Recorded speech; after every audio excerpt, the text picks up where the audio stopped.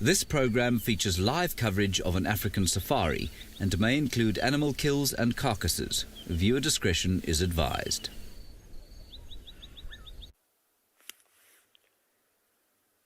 It's a very ominous day. The wind is blowing, the clouds are getting bigger, the rain is on the horizon. This is a live safari.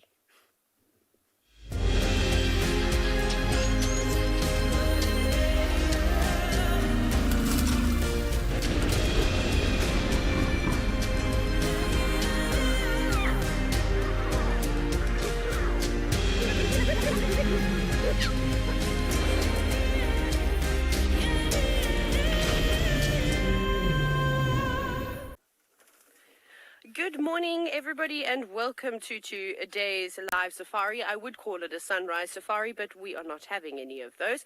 Remember, for the first 45 minutes of this drive, we'll be dedicating it to all the children all over the world. So please remember to send your questions through to kidsquestions@wildearth.tv, but don't stop sending in yours. You can hashtag WildEarth or comment on the various social media platforms, and we'll get to them a little bit later. But we're sitting at quite an interesting scene with 3 lions feasting on a buffalo carcass. My name is Taylor McCurdy, and on camera with me today is Gert, and we're all layered up trying to keep nice and warm. Shall we have a closer look at those lions?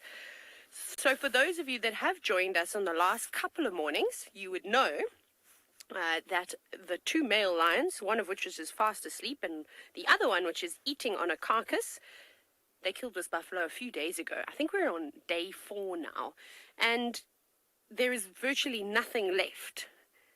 They've eaten everything. The little lioness that you can see that has her back end to us, she almost looks like she's a cub, she's so small, is just chewing on one of the legs of the buffalo. So that's when you know that all the best parts have been eaten. So this little lion we think is related to these boys and probably a younger sibling.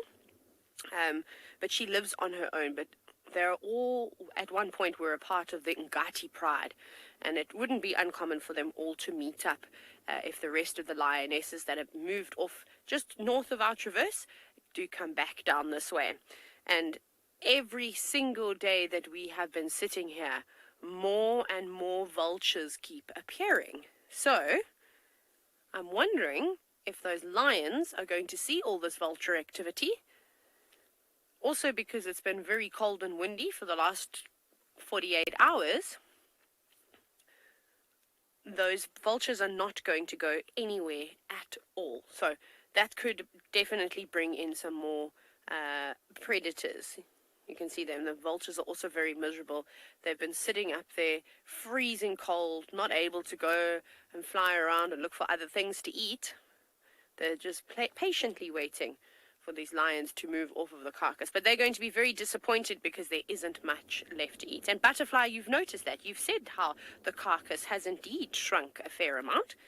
It's about 1/4 of the size from when we first found it. There's basically just some meat in between the ribs, which I think the lions are going to struggle to feast on. And the skin, we can see them gnawing away, trying to get every last morsel.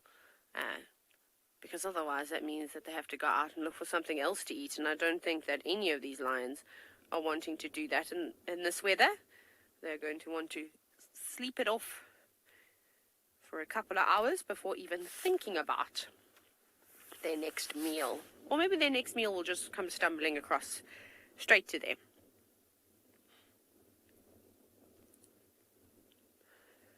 Jared, at this rate, this is buffalo jerky. It is no longer a fresh carcass. If you're not sure what jerky is, or as we call it in South Africa or Africa, biltong, it's basically dried meat that is normally flavored in South Africa with a coriander and some other spice. And then you can see how dark the meat has gone. It's now dry-aged buffalo steak. But there really isn't anything left. And like I said, you can see that they are struggling. That male lion at the back is gnawing on the hide, trying to pull little bits of flesh off. But it's quite difficult when you've got such a big mouth and such a big head. And I'm hoping that the vultures do come down today. And I think that this might be the end of the carcass for the lions.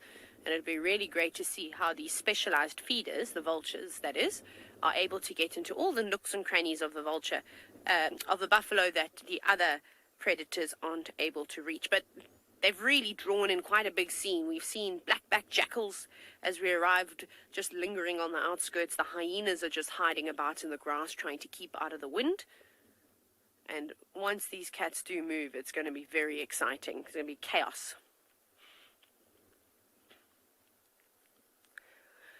You know, James, I've sat and we've watched lions and leopards and, you know, these big cats feasting and feasting to where you would think that their bellies are about to burst, but I don't know if they can eat to the point where they make themselves sick. I mean, I remember once, I'm going to tell you a random little story because this is what I do, is we had a Jack Russell and she unfortunately got into her food box. We had like a plastic container that was airtight, and as a young pup she managed to push it over. How she did it, I don't know, but she must have eaten about 10 kilograms worth of dog pellets, and she couldn't move, and she still wasn't sick. I mean, she obviously didn't feed her for the whole day, but she was fine. She didn't vomit anything up, so I've never seen a lion sort of vomiting after indulging in too much food. I think they just get to the point where they must get a stomachache of some sort, because you'll see them rest. They get quite restless when they lay down with those big bellies and they roll around, just as this male has been doing. He sits up and then he lays down, then he puts his paws in the air. So I think there must be some kind of discomfort, but whether it will make him sick or not, I'm not sure. They're actually becoming quite agitated, the lions. They're feeling the pressure from the vultures this morning. Some of the vultures have even moved from the trees now down to the ground and are literally just waiting for that moment. Lots of different types of vultures too, which is going to be exciting to look at. And there, you can just see them flying every now and then. I think sitting up in the tops of the trees must be quite chilly for those vultures, so down on the ground might be a better option. They just need to be quick on their feet, though, because if those lions do rush at them, to try and encourage them to move away, like we were saying the other day, vultures need a bit of a run to get going. Otherwise, they get stuck on the ground. Dizzy, no, the carcass is not sort of putrid and smelly just yet. I actually haven't even really seen any maggots on that carcass, which is surprising. So perhaps the temperature is not good enough to hatch the maggots, because it has been very cold, and obviously those eggs are temperature dependent, and they need to hatch at a certain temperature. And we're also not downwind of the carcass. The wind is sort of sweeping across us at the moment.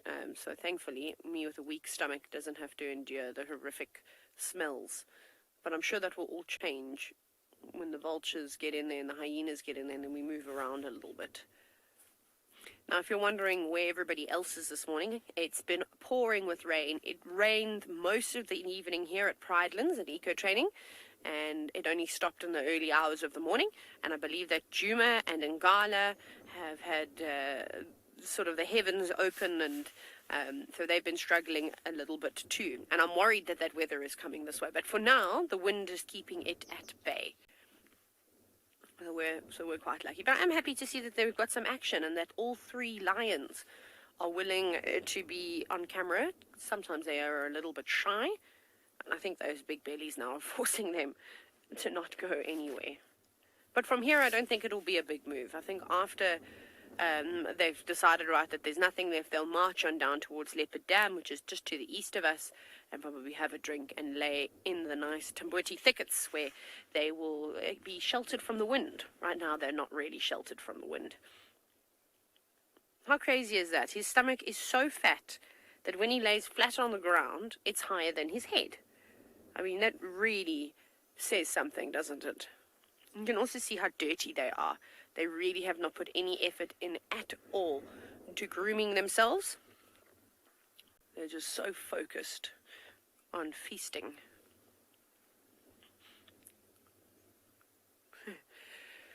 Mason, who is just 11 years old, now with being able to tell the difference between the boys and the girls when it comes to lions. It can be quite tricky, especially when they're really small. They all look the same, because when a lion is born, it's born with its eyes closed. It doesn't have a big mane if it's a boy. Those things take years and years and years to develop. So normally for the first few weeks, it's tough. It's really tough. But what you have to rely on is the lions lifting up their tails. So when they lift up their tails, they expose the bits that make them a male or a female, a boy or a girl, and then you sort of look. But it takes a lot of practice. I know that I'm definitely guilty of missexing a male or female leopard or lion cub, and we look very carefully. It's quite funny amongst all of the guides when there are new leopard or lion cubs and somebody manages to get a screenshot or a photo of it, the little ones with their tails up. Those photos get sent around to everybody, and everybody has their opinion before somebody just blurts out what they say, because it's so easy to make a mistake. But it's also just years and years of experience.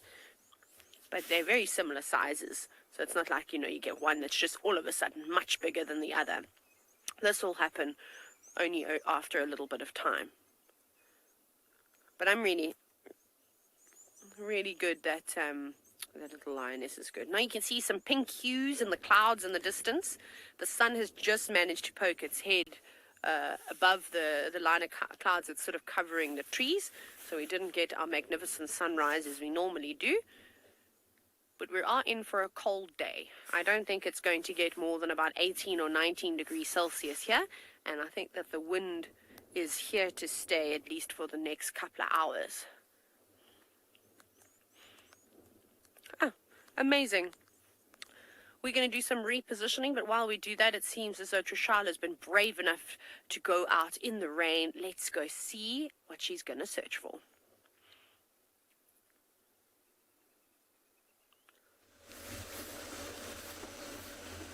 Yes, I'm brave. I finally decided to step out.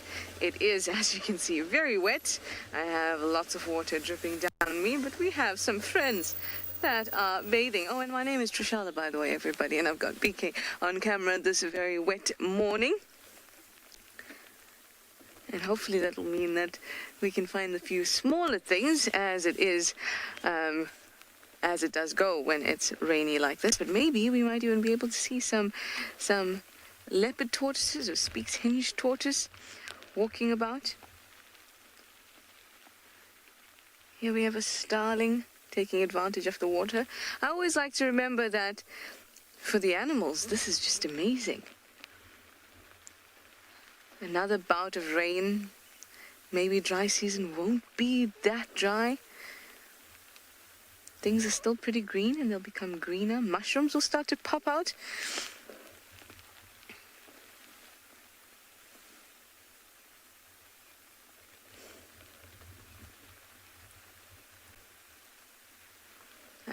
I said mushrooms. You know how much I love them.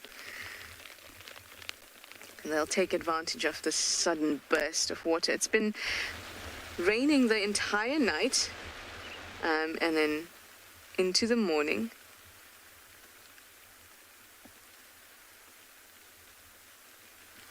I see some wildebeest running up ahead of us. Let's go and check it out.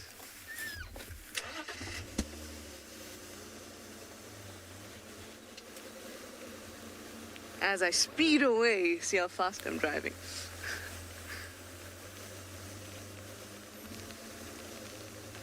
It's just too wet to drive much faster than this. Oh yeah, this is Ferrari Safari. Ultimate Ferrari Safari.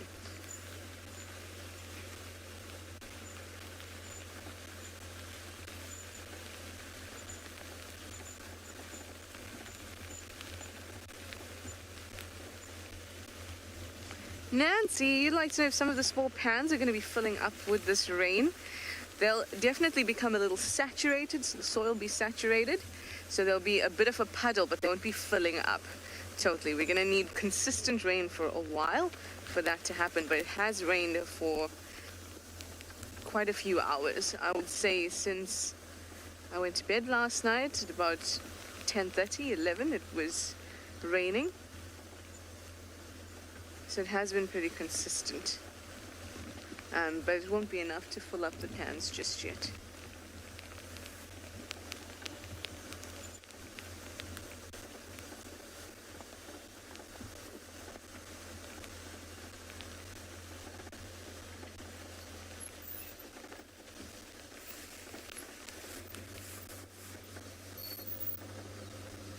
Morning. Good morning. Yes, it's going to be one of those drives, I think. Why the long faces, Wildebeest? Do you not like the 13 degrees Celsius, 55 degrees Fahrenheit, and rainy weather?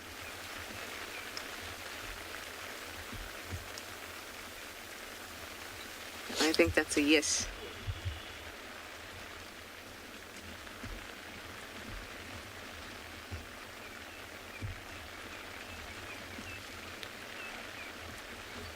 Quite a bit of running around and chasing happening. I'm going to move forward.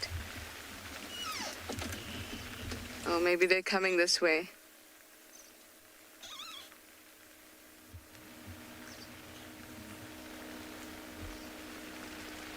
Okay, I'm just going to move a little bit because they seem to be doing a fun run.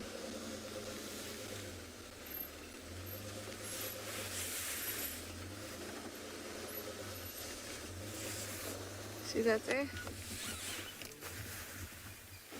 Oh, and they all just stop in time for me to show you.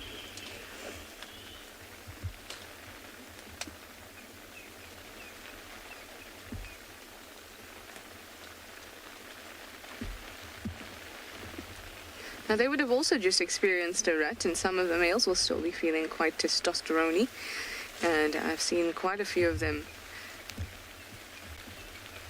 kind of displaying aggressive tendencies, but not aggressive in the sense of, well, there's some running. Not aggressive in the sense of, you know, drawing and fighting like that, but lots of chasing, lots of snorting.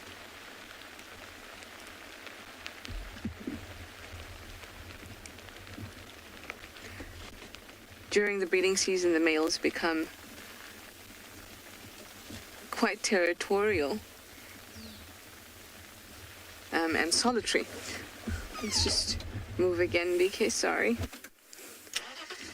They become quite aggressive and territorial, and then once they're done, they move back into these breeding herds for little bits, but they've still got all those hormones coursing through them.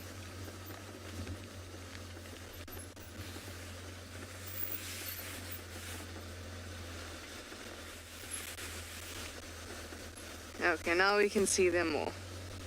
Hopefully they'll show us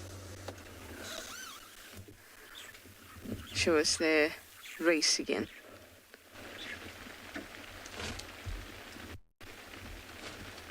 Lisa, you say they've got lots of energy to burn, it seems. Maybe they're just enjoying the fact that it's raining.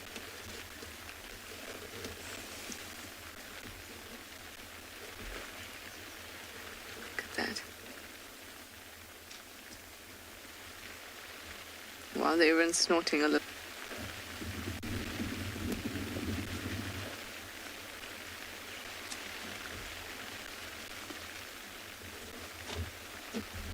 At full gait, these guys can run pretty fast. About 80 kilometers per hour, if not a little more.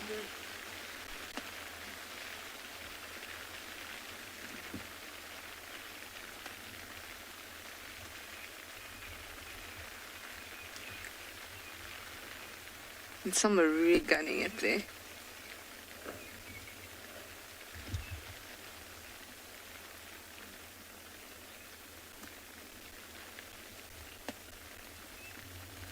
Yeah, I think they're just enjoying the rain. I'm sure you can hear it coming down. It's quite pleasant and soft. But it definitely is consistent in coming down, soaking us up and the ground. Anyway, Steve has found some birds that are enjoying the rain too, so let's go over and say good morning.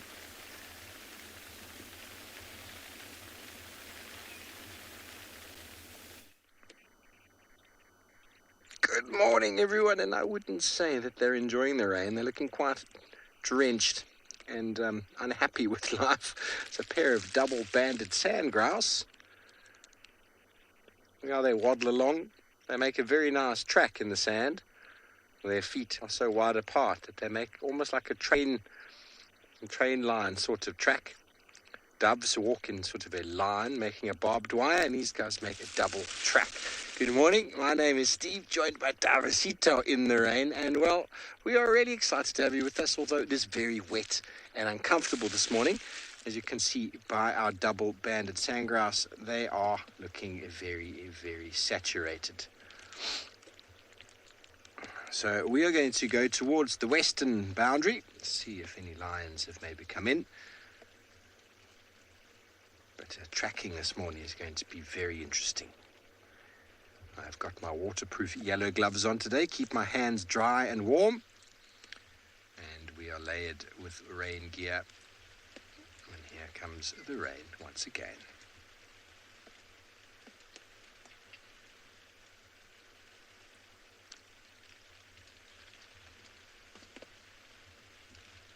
Okay, well, we're going to continue on. Puma, that's, you know, this rain is unprecedented really for this time of year. It does happen from time to time, but Alate's not really about temperature because termites maintain equal temperature in the burrows. So underneath the burrow there, the termites are going woo, well, most of them anyway. And if there's rain which saturates the ground, you can get an emergence of alates, definitely. Obviously, it's more common in the summer months. But those alates are normally standing by. They're normally standing by for an event like this. The ground gets nice and soft. And many of you out there might ask, what is an alate? Well, this little thingy on my right-hand side is a massive termite mound. This is a fungus-growing termite mound.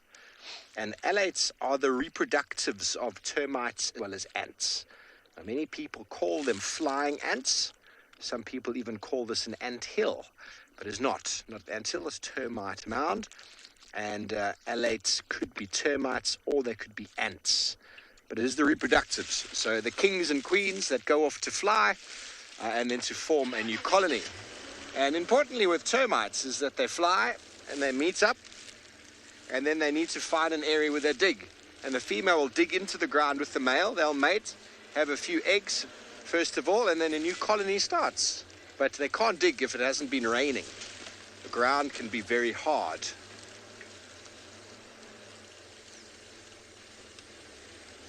So this is the perfect kind of moisture. Oh, very good. Well, Taylor McCurdy, hopefully she's not getting too wet, but she's already found you some lions.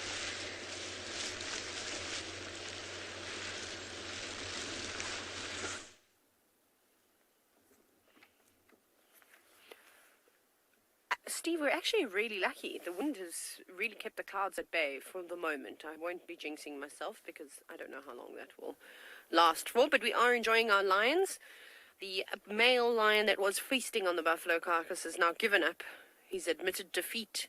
He was basically just chewing on the tough hide of the buffalo, and I think that was exhausting him more than anything. So earlier I'd said that they hadn't paid much attention to cleaning themselves. Why would you bother wiping your face every minute with a napkin if you were just going to carry on eating? But now that he's obviously finished, he's licking his paws, making them nice and wet with his tongue, and then you'll see how he uses them to wipe parts of his face that he cannot reach with that rough tongue. I think that's quite clever. I'm glad that we don't have to lick our hands and then wipe our face. Thank goodness for wet wipes and napkins and all those types of things. But just look how big those feet are.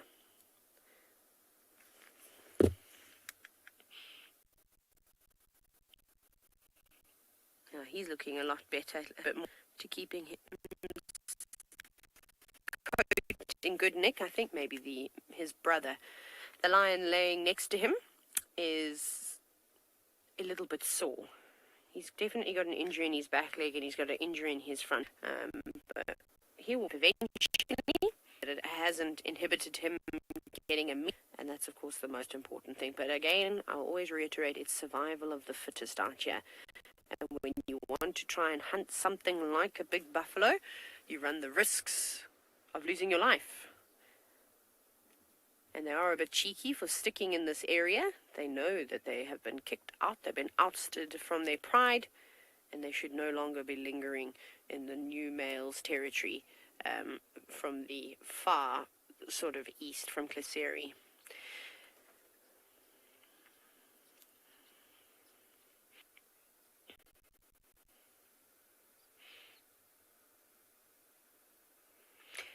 Now, a lovely question from young Johan.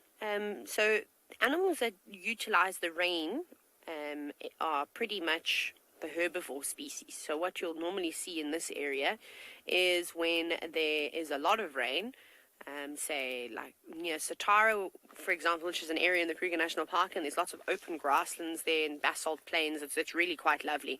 And if it pours down with rain, within a few weeks you'll see all the elephants and zebra and wildebeest all sort of doing these mini migrations into that area to feed on the nice lush grass.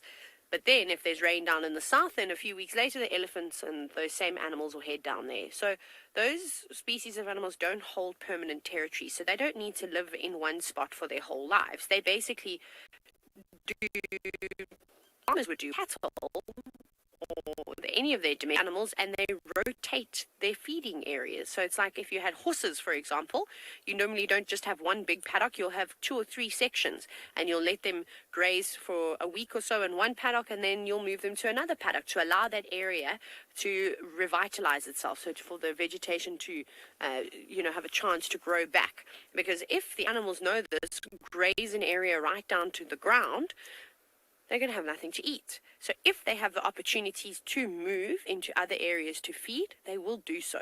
And if there's rain around, which is very unusual for this time of the year, they'll normally head into those areas because this vegetation is kick-started just by a little bit of rain. Grass in particular doesn't need very much water to grow. It's actually quite incredible to see. So they will do that. Things like lions and leopards that normally hold territories or a home range in a particular area, they don't sort of move them around too much.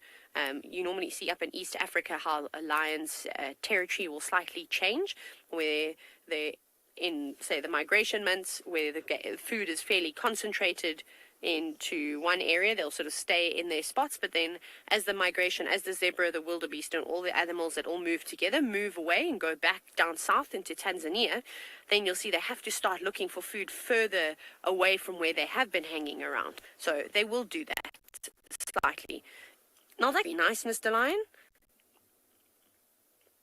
What on earth are you chewing on? That doesn't... Lion, I love lions. They are my favorite of the big cats. But I think when you're this age, you can just eat anything in you. They will eat rotten carcasses that have been sitting there for days and days on end. It is very nice. I suppose for this young lass, she's enjoying a big buffalo. She wouldn't be able to bring down an animal of this size on her own, so she's relied heavily on the boys. And it's nice of them to be tolerant of her. You might hear the vultures squawking every now and then. But these male lions, a lot of the time they'll do hunting for themselves, but if there is a chance to scavenge, they will come in, chase other predators off if they can, to try and steal their meals too. So don't always just think it's the hyenas that are really good at scavenging. Lions are also for chasing leopards off of their kills, for chasing cheetah off their kills, for charging and sort of pushing off hyena too. So it's very interesting to watch. I can't wait for the vultures to come down and feed, because the sounds are just unbelievable. You can see enjoying the sun as it's broken through the clouds. Steve's morning seems to be picking up. He moved on from what he had before to some impala.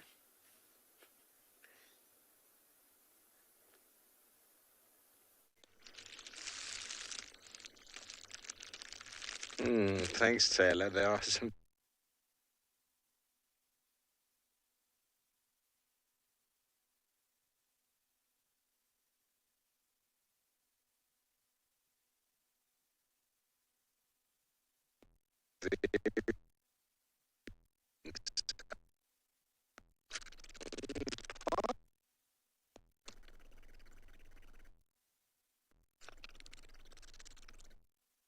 Rain this time of year is a very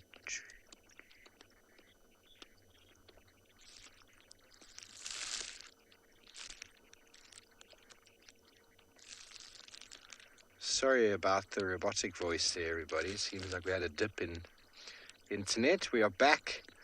So rain this time of year is a tricky one because the environment hasn't essentially evolved with rain this time of year, which means the animals going into these cold winter nights, getting wet like this, can lead to illness. But what will happen is the weak individuals will get ill and potentially die.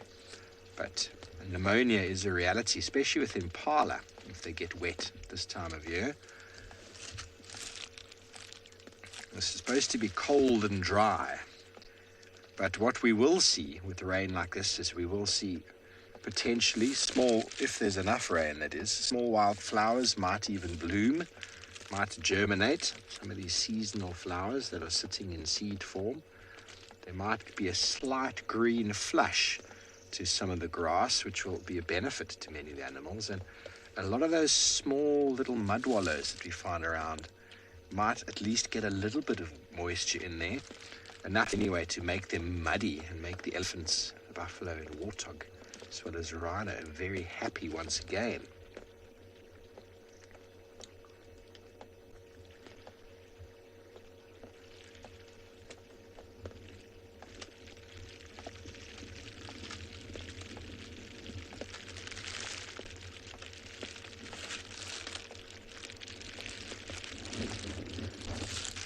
Indigo Girl, yes, we've had a great year for rain, and this will definitely assist in the greenery. I don't think this kind of rain will influence the water table at all.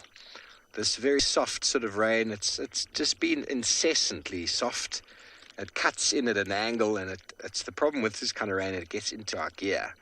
But this kind of rain, nice and soft, is what really filters into the grass layer and benefits the very high, or the top level of vegetation, which is wildflowers, forbs and grasses. There won't be much runoff. It'll all just be seeped into the soil. When we have rain like this for 2-3 days in the summer months, it is the best for the vegetation.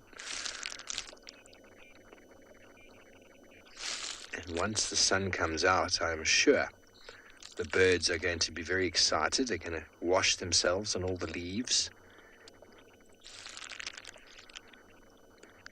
No animal will need to go and drink today. They just have to lick the vegetation. So checking water points today is going to be not as necessary as normal. Although I've never really noticed a predator licking the vegetation off the grass.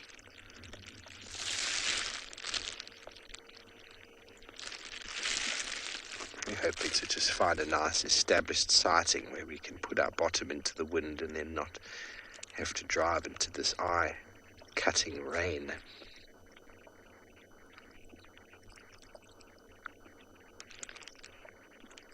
They are such pretty antelope, aren't they, Impala? Jeremy, we should feel sorry for them. Shame, poor fellows, don't have anywhere to go in the rain. But it's a question we get asked all the time, especially by kids, is where do the animals sleep? And, well, they sleep just right here, right where they are. See how jumpy they are. Something has walked past here within the last 45 minutes that's got these impala on edge. I'm just going to keep having a look. Tracking, we might be able to see some tracks, because if an animal walks in this, we will see the muddy tracks, but it's very hard to judge freshness in the mud. Mud tracks can remain for quite some time, looking quite optimum. Excuse me. The wind is coming from the left, and they're all staring towards the right. Let's go see what it is that they might have seen. Okay, well, great. It sounds like Pridelands has got the sun coming out, so let's go over to Taylor to have a look.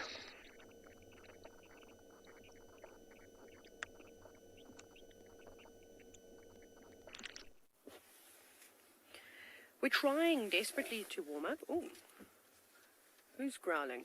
Boys are not happy with one another. Sorry, I can just hear some unhappy sounds coming from the lions.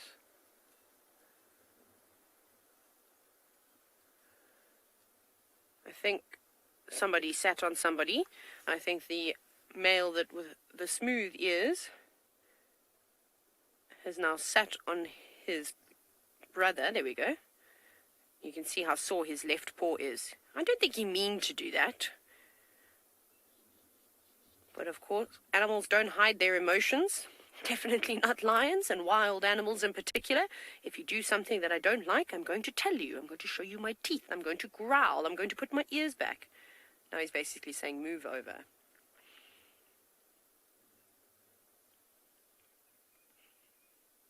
The other male doesn't seem to be, not perturbed one little bit.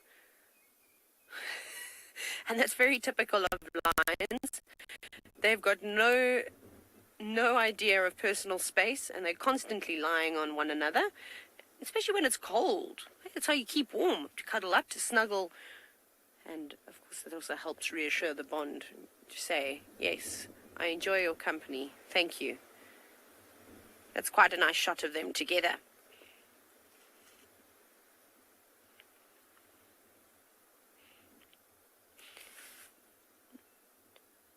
It'd be great if we got some more questions from all of the children from all over the world, so please send them on through. Remember, kids' questions at wildearth.tv. We're waiting for you. I'm sitting here ready, hoping that you'll ask me some questions about lions, about vultures, about anything, really. And then, of course, for the rest of you, please keep hashtagging WildEarth. We will be with you shortly. But, Gert, should we have a look at that vultures again?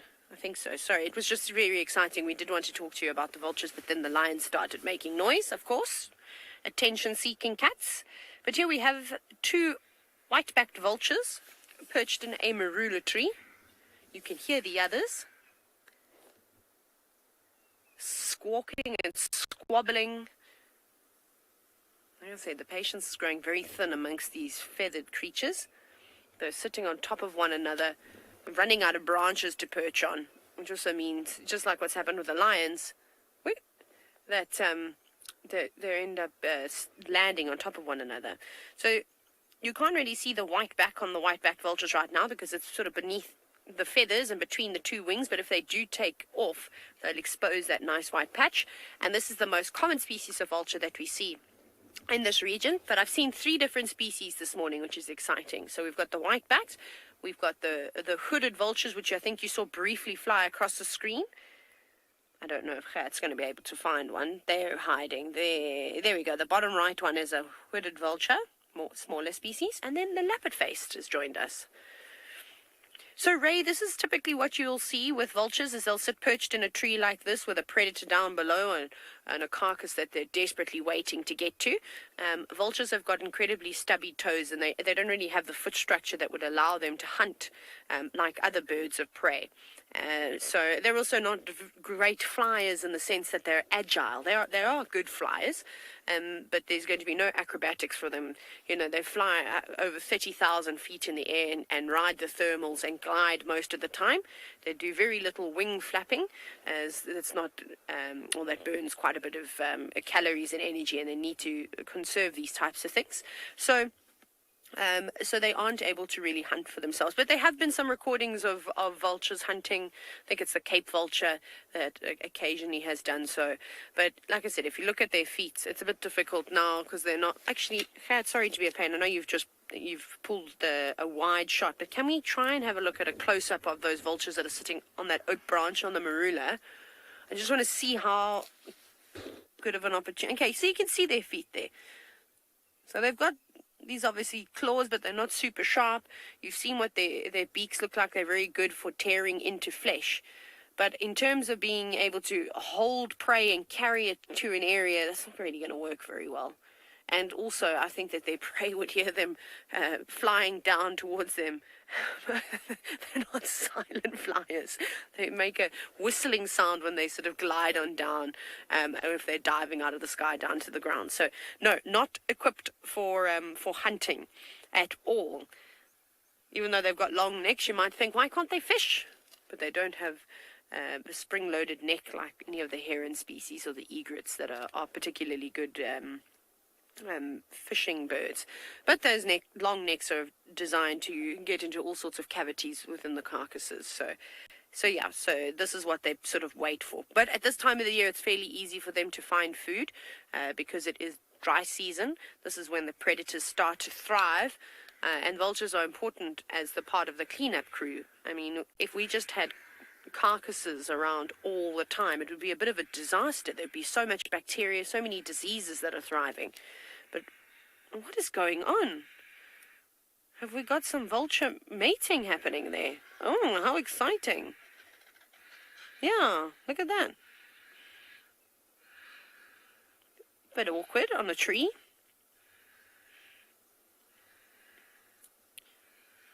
It is coming into vulture breeding season. We've already seen a couple scattered and up on nests. Yep, definitely mating. Right. Thank you very much for that. Now it's gone all quiet. Okay. Nice. Very cool to see though. It's not always that often that you get to see vultures mating. So yeah. Ruffled his feathers a little bit. We'll have to go back and visit that vulture's nest, though, at some point and see if we can see a chick's head popping out. That's quite far to the east, so we won't be going there this morning.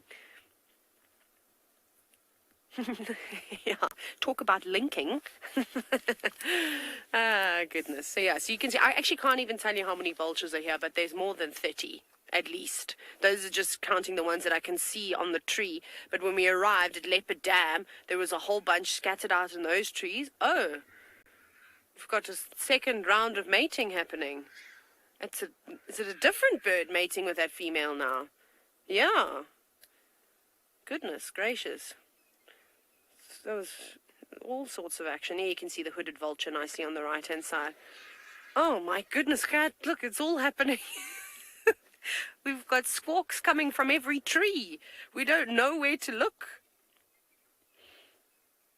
But yes, like I said, coming into vulture breeding season, obviously. Ah, goodness gracious. I'm kind of envious that I can't climb to the top of one of the marulas to get the sun, because I'm being shaded by velvet-leafed corkwood at the moment.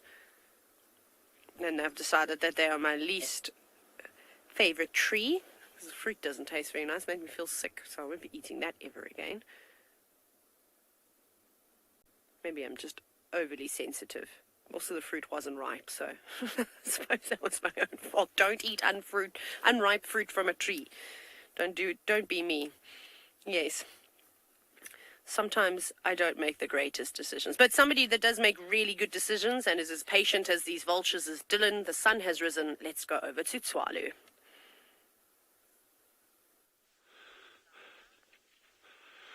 Good morning, everyone. It's amazing to have you all with us at beautiful Tswalu Kalahari. Yes, this land is just magnificent. As always, old Jandre on camera. Yeah, let's just go out and explore here again. I've got no plan this morning, nothing whatsoever. We're just going to amble around, see what we can see. We had such a, those of you who were with us yesterday, we had such an amazing sightings yesterday afternoon that I'm like kind of like, yeah, scratching my head, you know, what should I do now? It was like, but yeah, that pangolin and those aardvark, we ended up seeing 2 aardvark, were just off the charts amazing. So yeah, so we're just going to bumble around this morning. We're giving the meerkats a skip. We've got the habituators on them, yeah, just to keep tabs of where they're going and that. Remember, we had them at that one smaller burrow, which was very unusual, we thought. Then yeah, let's see what happens. The habituators will be on them and see if they can track them down this morning, and then yeah, we can look at it again perhaps tomorrow. But yeah, just look at this amazing landscape that we're in, and yeah, and it's all ours, ours to go and explore.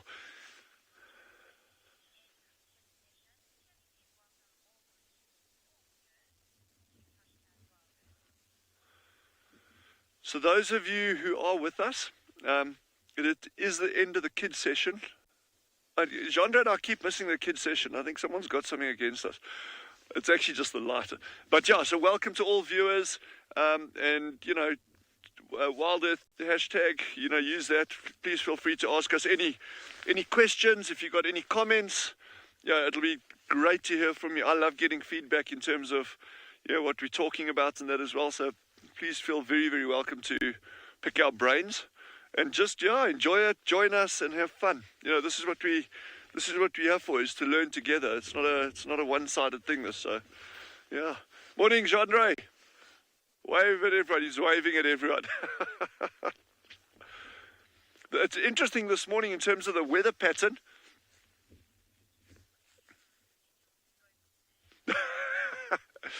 Does he just ask if we maybe have a porcupine in our scope?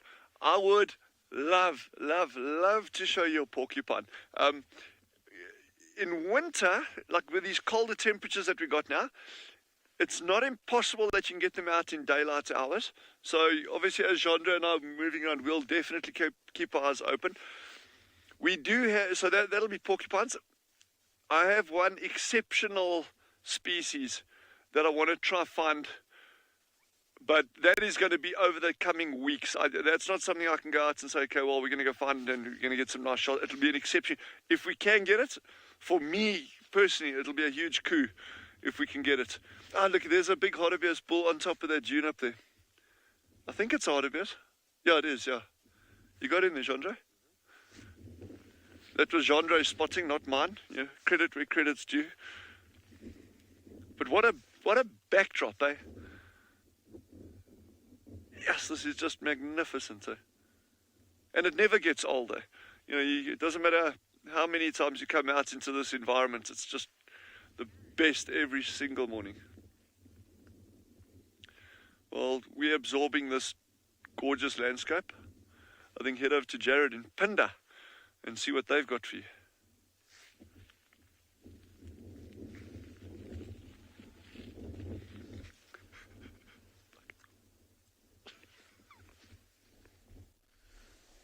Good morning, everyone, and welcome to andBeyond Phinda Private Game Reserve. My name is Jared, and we've got Marcel behind the camera today.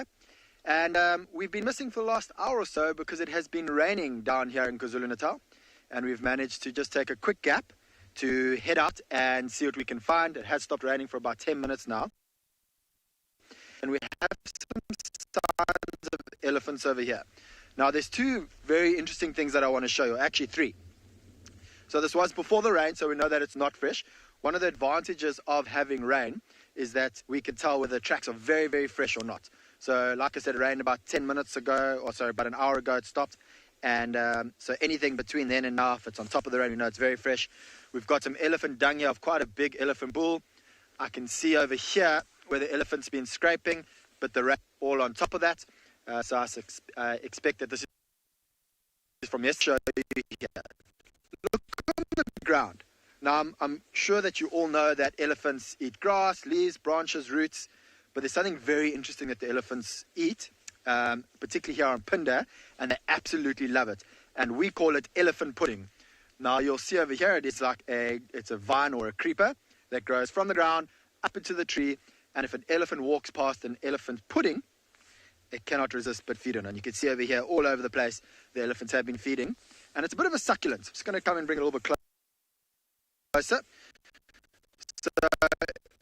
it isn't necessarily a succulent itself, but its leaf is very succulent-like. And have a look when I break it open. Now you can start to see why I say it's a little bit like a succulent. So lots of nutrients, lots of moisture inside there. And you can eat it. I eat it. It has a little bit of a sour taste. But Marcel doesn't know about an elephant pudding, so I'm going to give him one as well. And let's see what he thinks. But yes, Marcel is a little bit crunchy, but it is a little bit sour. So if you don't like sour, it's not the greatest plant to eat. Almost like a clover. But Marcel says almost like a clover. Don't really eat those. But yeah, so we've got some signs that elephants, so at least in the last 24 for hours, I believe. So we're going to carry on driving around. Yesterday we found 2 male cheetahs not too far from where we are here. And so I think in this area we're going to keep looking for either this elephant or this cheetah. One of the tracking vehicles who is out has found some tracks of the 2 south male cheetahs creatures. Let's head over to Steve.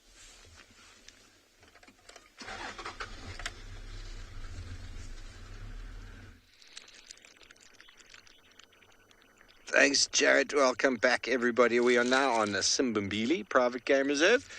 We went and just had a look at the one pan I've been looking at quite regularly, and no sign of any lion tracks, but we've found a very wet and uncomfortable looking brown snake eagle.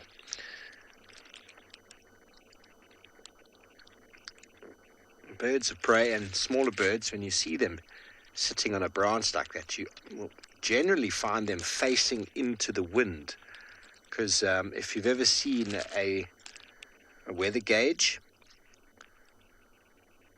on your roof or whatever it might be, it always blows in the direction of the wind. That's because of the wind is pushing it, and the easiest way is for it to go with the wind. And so birds face into the wind so that they find it easy to perch. If you stand side onto the wind, it's just going to be blowing you sideways the whole time, and these birds haven't evolved to hold on like that. Also, when they take off, they just have to jump, and the wind will pick them up like a kite and throw them into the sky. You can see even with a very gentle breeze, the bird is trying to hold on. It's looking very uncomfortable. Shame. You can see under the wing how white it is there. Sorry, it looks vicious. It is vicious. These snake eagles, the brown snake eagles anyway, they hunt primarily from perches like this, where they'll sit and wait for something to move along the ground. Obviously, the snakes are high up on their diet, but they also feed on small rodents, monitor lizards if possible. But snakes are top on the list. But the wind has blown the feathers on his head all over the place. He's having a very bad hair day.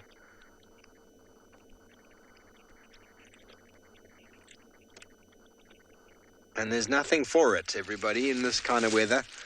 These birds just have to get wet, and they hope that they've preened themselves sufficiently a few days or so before, so that they don't get too waterlogged. But the rain makes flying difficult.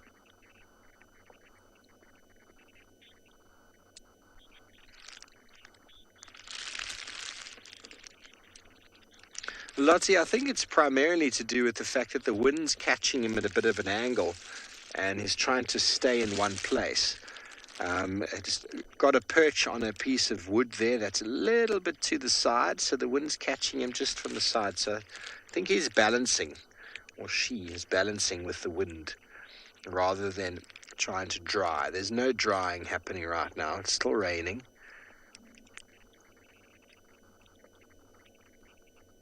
I think it's just hungry. It realizes that if it stands up high there, it might find something to eat.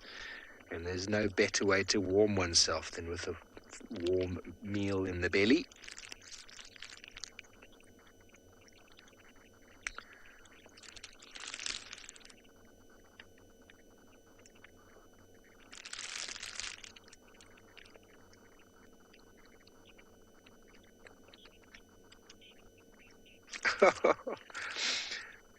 Look at the birds there. That white-crested helmet shrikes bombing him. So everyone, you might hear some crinkling sounds. I'm wearing a wet weather jacket of sorts. It's more of a plastic poncho. And unfortunately, it's still on, and you might be hearing it in my microphone. I do apologize, but I need to stay dry. Otherwise, I might get sick. We don't want that, do we? No.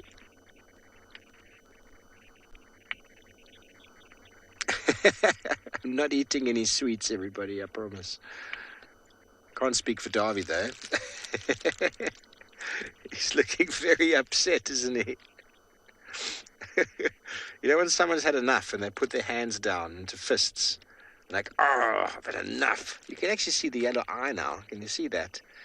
Very characteristic of snake eagles.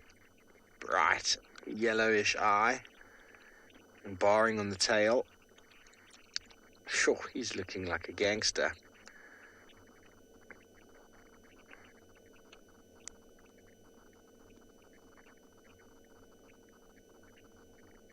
See those sharply taloned feet high up off the ground in a dead tree.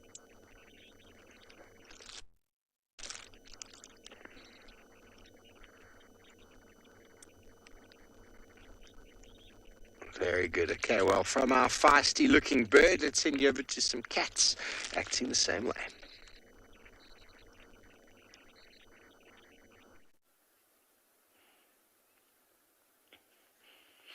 Well, they were being very feisty and sassy. The young lass on the left got a bit of a hiding now. You can see she's not impressed because, okay, now bear with me because I'm about to give you another dad joke. But Gert has given the male lion with an injury a name and has called him the Olympian. I thought that was quite funny this morning. Obviously, we're just joking. That's not really his name, but we thought it was quite funny because he's such a champion and he's fit and healthy, but he's got a bit of a limp. But anyways, but she got a paw to the face for feeding on the carcass. And it's interesting. He seems to be a lot more dominant than the other male. He doesn't tolerate that young lioness at all, whereas the male on the left is quite happy to feed peacefully on the carcass together with their faces right next to one another. But the boy on the right is a greedy guts, so that's fine. You can eat the scraps all by yourself and be Nigel no friends. He's just hiding behind the carcass there. But if I had a sore paw, 2 sore paws, I'd also be a bit of a grumpy, sort of horrible lion. He's not a horrible lion though, but you know. And it's miserable weather and all the things. At least he's not hungry. That we can say with absolute certainty. But I'm just looking around. There's so many vultures on the floors that I didn't even see earlier. So come on, jump on in. Although that other male lion is now on vulture chasing duty. He has charged around a little bit and stirred the vultures up. And a couple of them went up onto the trees, but they keep making their way lower down onto the branches and then just down on the ground. I think they're hoping to find a little scrap or two on the ground. However, I think that it's going to not be much for them to find.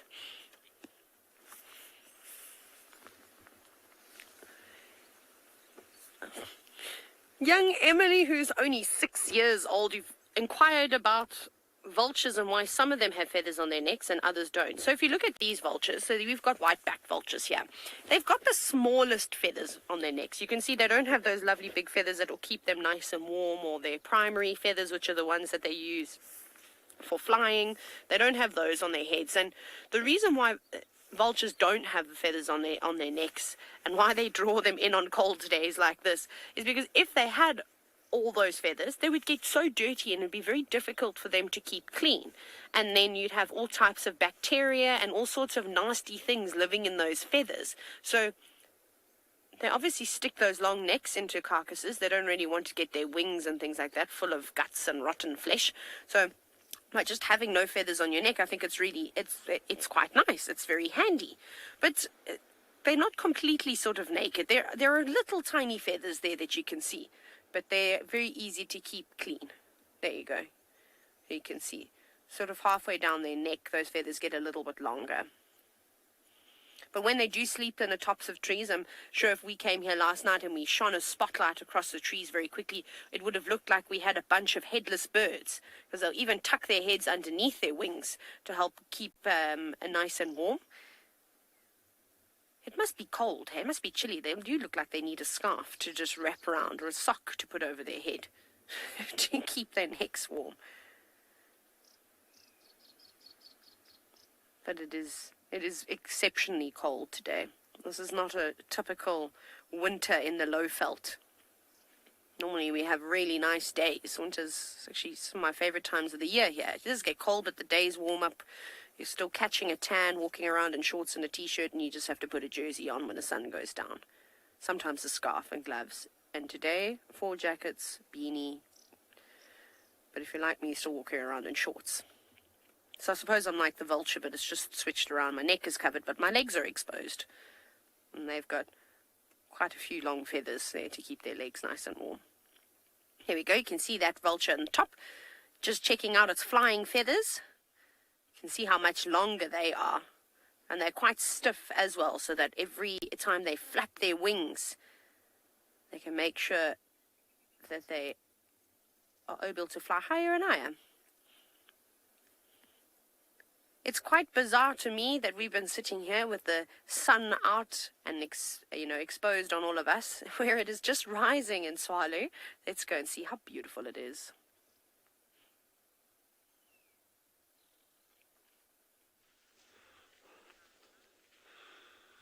Yeah, so we just had this magnificent sunrise. As it's magnificent every morning. I say it like it was just this morning, but it's every morning it's like that. But what's incredibly interesting is that to see the extent of this front that's been moving over the eastern side of the country and actually pushing right up to where we are. You know, our colleagues down in the Lowveld, they were actually having rain yesterday afternoon and this morning. And you can see that it's kind of like fading now, but, you know, right across to the left, just, you know, all the way from where the sun is going across to the left, like there's a cloud bank that's slowly pushing in this way. And the wind has switched direction yesterday, almost 180 degrees. So now it's pushing from a high into a low pressure system, and that's what's bringing those clouds in over there. So it'll be interesting to see how it develops over the course of the next couple of hours. I don't think there's going to be any impact whatsoever on our game drives or anything in that. Yeah, in fact, I love it out here if we do get rain. I was just saying to Jandre, one thing you learn about living in the Kalahari is you will never, ever, ever, ever, ever complain about rain again. Stay here long enough and you'll appreciate every single last drop that falls. Doesn't matter how cold it is, or how heavy or how light it is. If you get rain, you're very, very grateful for it. So I just want to show you something, and I'm not going to give the game away. I'm not, because this is going to take weeks, I think, to get right. But Jandre, I don't know if you're going to be able to see it here. So the angle for Jandre is not great over here. But if you can see, I'm going to step on that side so I'm out the way. You know, going from under this bush here, you got this little path with multiple little footprints in and out here. And that is going to be one of our big missions over the coming weeks. But like I say, you need to have a lot of patience. It is, I think if we get it in a short space of time, it will be exceptionally lucky. So I think it's going to be a couple of weeks. But I'm not going to give the game away. So this is going to be a long-term goal of ours. And yeah, I hope we can see it. But I just want to show you someone else that's been joining us for a while. And she hasn't, you know, there you go.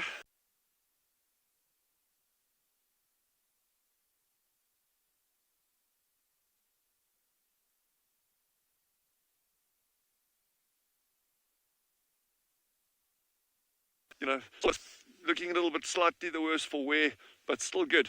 So she's still on all our drives, hasn't abandoned us yet. Given a little beanie so she stays warm. She's probably aging better than I am at the moment. Anyway, we're gonna carry. I don't know why you're laughing, Jandre. You're not far behind me. Anyway, we're gonna carry on and see. But so these little tracks that I'm showing you now, I can't tell you what they are. It's going to be a very tricky one to find, but so Robin and Francesca have just asked, aren't we scared being out in the open? Like I said, absolutely no ways, not a single day ever. There's no, these environments are, it's like any place, you know, if you understand your environment, and you learn about it, you've got absolutely nothing to worry about, nothing to fear. I mean, it's, you know, yeah, we got snakes here, but you understand the behavior, and you know what they are, you know what to do, that kind of stuff. So it's not, you know, and lions and whatever else, you know, there's really nothing to worry about. It's actually, in fact, people think, well, what if you out here by yourself? Or like, don't worry, animals do their best to avoid people most of the time, and that's why you got to go to parks and you've actually got to start looking for things, because otherwise they would just probably flopping down waiting for you. Sometimes it's like that, but I mean, animals don't go out of their way to attack people, catch people, that kind of thing. And cases that you do get like that are certainly a lot less common these days, and there's normally very, very, very good reasons for that. But yeah, no, I'm totally comfortable in that, and and it's fun.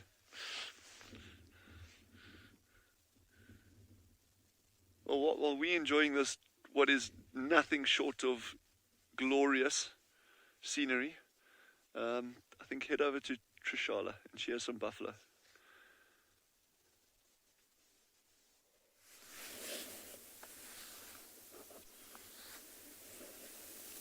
I am enjoying my buffalo. I don't think the buffalo are enjoying me too much. Everybody out here is just a little bit uncomfortable, including ourselves.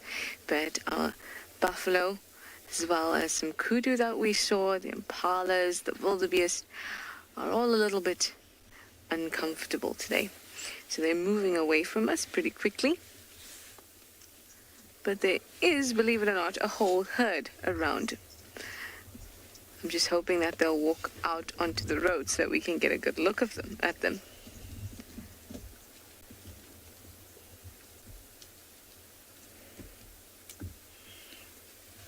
Oh, PK, right at the end, someone's popped out onto the road.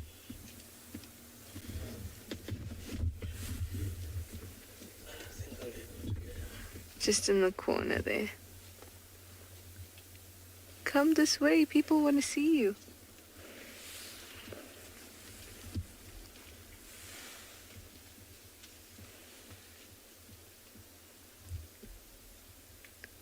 Wow, I actually thought it was going to listen to me for that moment.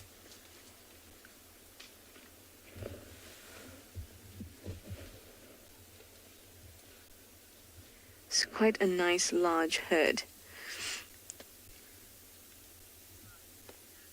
Lots of them have grass in their mouths, which is just perfect because I feel quite happy for them that the grass is not only juicy, but with bits of water on it too.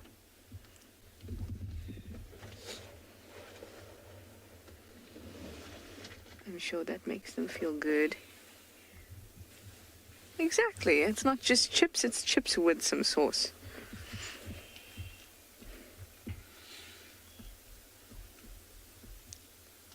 And in turn, if the lions get a buffalo sometime today, oh, everybody's popped out to have a look at me, it would also be like a buffalo with sauce, instead of just a straightforward buff.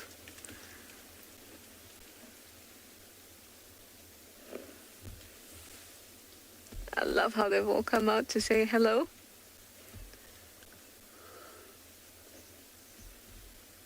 Oh, hello, sweetness.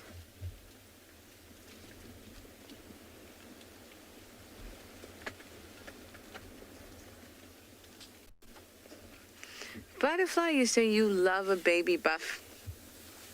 A baby buff has a very cute face. Very, very cute.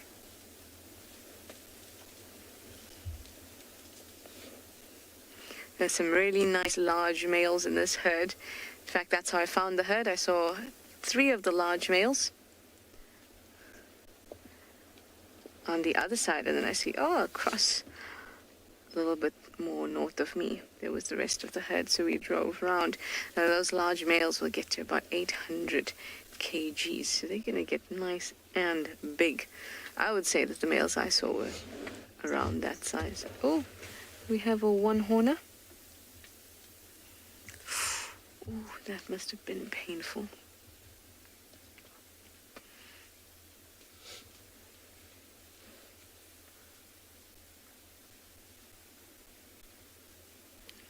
It's a unibuff, similar to a unicorn, but this variety is only found in South Africa. Good thing I don't have. Did you hear that? See, we find all sorts of creatures here. Even a mythical buffalo. Really awesome. Well, guys, if you enjoy watching our safaris, even when it's rainy like this, and all the animals look a little bit miserable, but it's all part of nature and part of life, and you get to see all those facets through us, please do go to our search and help us to continue to bring you all these different parts of Africa and all the wonderful and weird animals.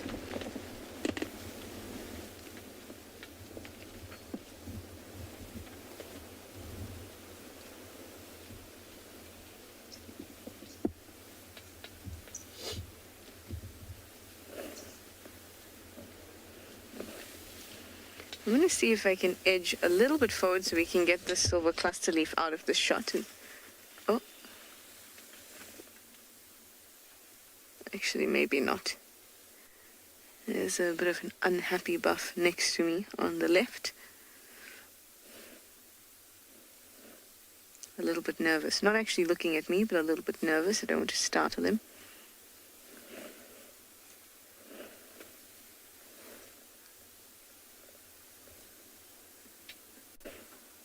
So let's see what we can do to get a better view, but I'm going to send you over to Taylor. She has some very brave vultures.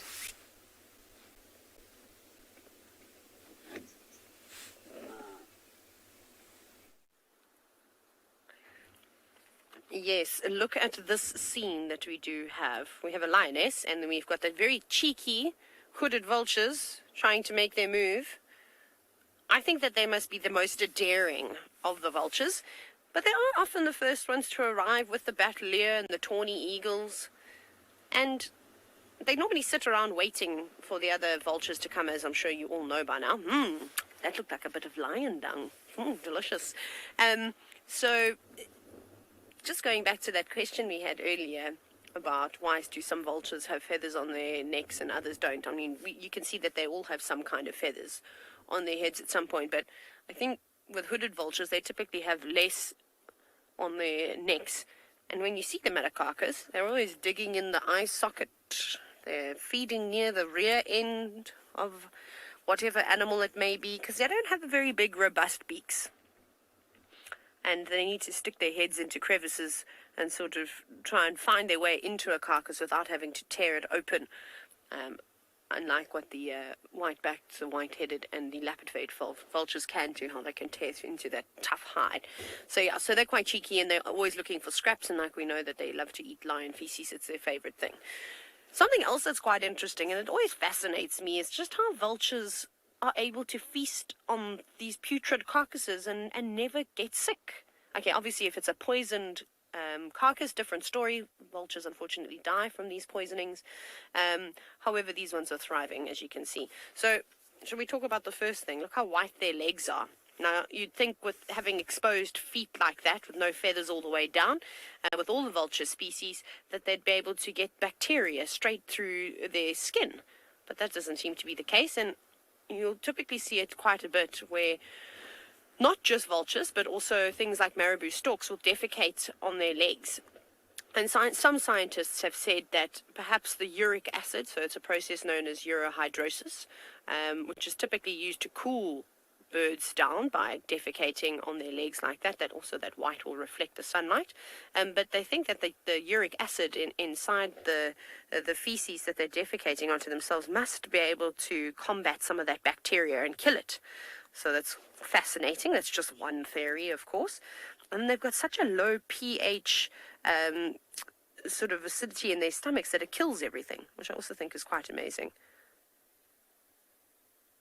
Imagine being able to do that, feasting on something that's got tuberculosis or foot and mouth disease or whatever other disease-ridden animals that they might eat and just not be bothered by it. It's fascinating. Now, Luke, yes, our shame vultures do have a really bad rep. They are, like I said, they're highly important into the ecosystem. They're just as important as termites are to the ecosystem, so we mustn't forget about them. Now, we do have 2 hooded vultures that we're looking at, in case you're wondering why do they look slightly different. The vulture on the right-hand side is a juvenile, so that's not an adult just yet.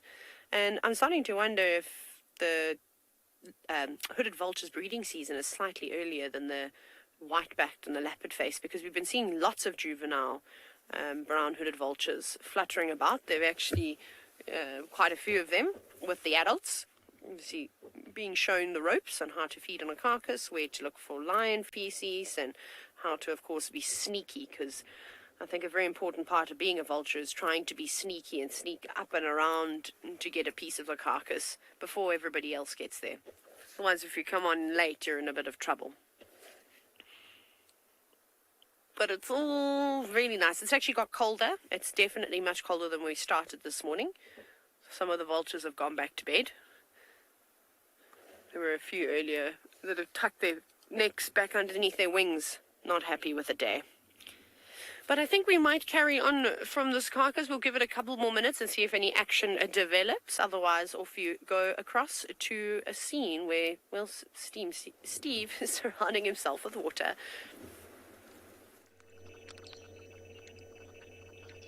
Thanks, Taylor. Yes, well, we found one of the animals that seems to love the rainfall. Hippopotamuses. They obviously live in water. Here the brown-headed parrots fly over.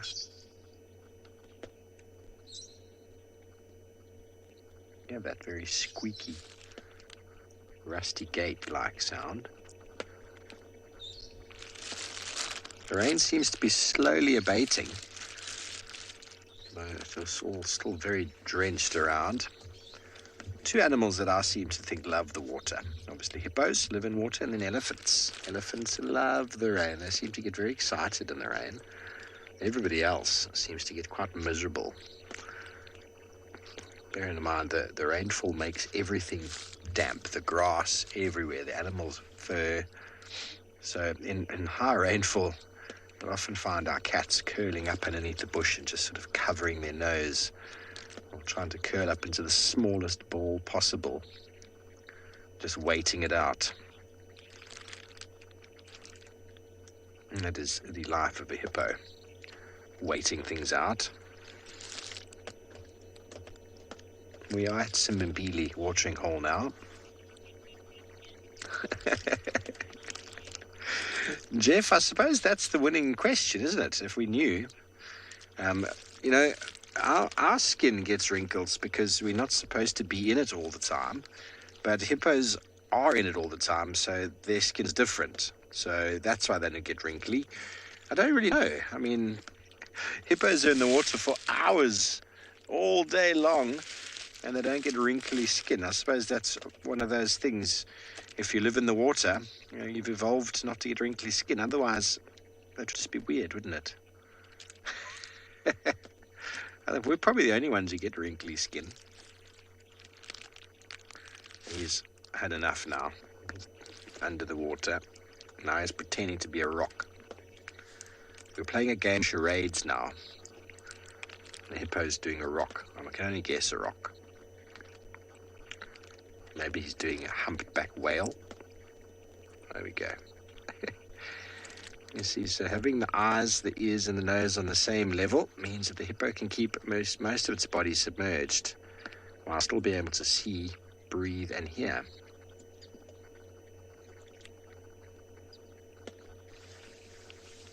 He was showing us his back there to show how unwrinkly his skin is.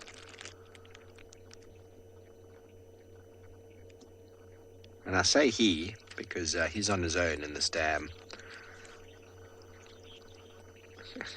Daniel, hippos are the best at charades, especially when it comes to slow-moving large objects in the water. They're very good at those.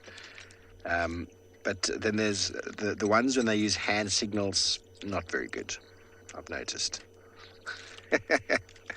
I jest, everybody. I've never played a game of charades with hippos before. Some of you are probably wondering.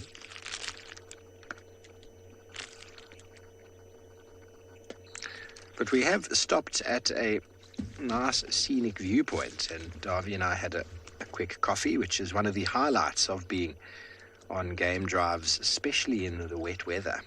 That moment when you stop, stretch your legs, have a nice cup of coffee, socialize a bit, or just sit quietly on the side and just listen.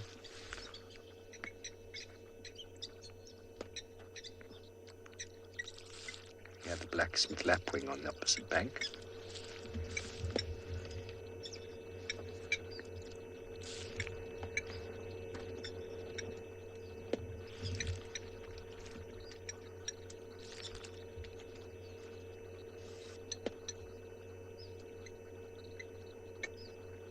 Many of the South Africans out there would probably understand coffee meant itzy in the early morning. Not that that's what Davy and I have done this morning, but lovely little Amarula coffee or something, Davy, hey?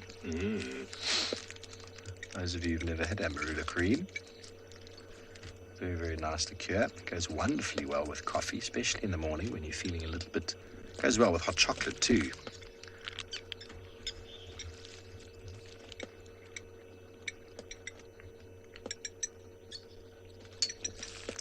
When on game drive, most people are on holiday.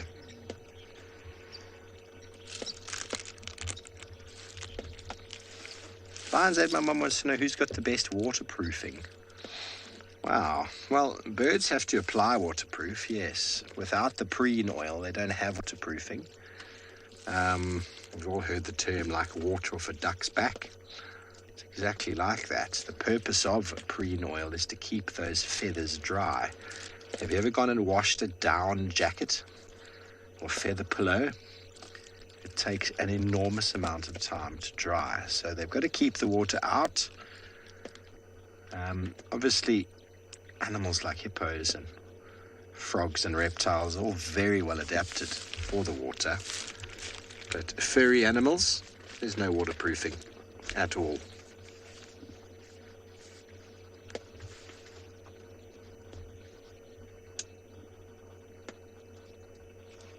It doesn't get cold enough here for animals to have evolved a sort of thick polar bear-like fur that stays insulated, waterproofed, or wolves as well. A really thick coat somehow stays dry deep inside. We've got seasonal changes here, but they don't get to terrifyingly cold temperatures. It's the heat that animals have to evolve to out here. Elephants with their big ears, the ability to mud wallow. Heat loss is a very important adaptation. And that's what limits animals from moving from these warm savannas into the very hot, dry Kalahari-like situations where Dylan is. Kalahari gets extremely cold in the winter and at night, and then the days can change enormously. That's why a majority of the animals there have evolved to live in subterranean burrows or to nests elevated with insulation. Desert-adapted animals are remarkable. Not just animals, but plants as well. It's about the heat. Heat generation or heat removal, as well as water loss. So, well, I love talking about the deserts, and the one desert we get in South Africa is the Kalahari. So let's send you back over to them.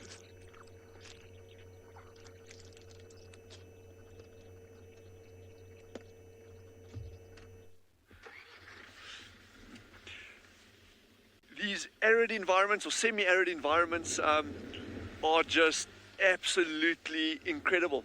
And some of our colleagues I know down have been chatting about these environments and adaptations to animals, and it is an incredibly harsh and tough environment. But if you look at it on the face of it, any environment on the planet has its challenges. If you take surviving in a rainforest is not easier than surviving in a desert. Animals in a desert are adapted to surviving in a desert. That's why they live there. Animals that are surviving in a rainforest are adapted to surviving in the rainforest. That's why they're there. So it's every single environment, doesn't matter where it is can be challenging in its own way. So we're just popping into these little waterholes. We're just going to come around here and see if we've got anything here. There's a lot of bird activity here. We might spend a couple of minutes here. Just so Jean-Dre can get his bird list going again. Get some more ticks on it. Because he's been hounding me that he's not seeing enough new birds for his list. Yeah, Jean-Dre is going to be very relieved now because he's like, Dylan, I need more birds. I'm just going to come around you at a bit of an angle here. And then we can also look at, I'll just do a quick walk around here, just see if there's any obvious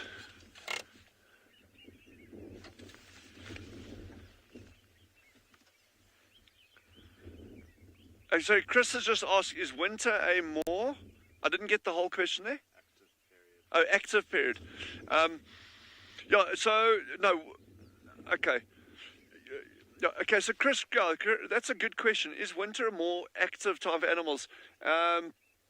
Yes and no. So, I mean, animals have to maintain their daily rhythms, their circadian rhythms, regardless of the time of year. And obviously there's different peaks of activity depending on temperature. Now, so much of what animals do, well, everything that animals do, doesn't matter what it is, it's about survival. And if you translate that into how they do that, it's about energy. It boils down to energy.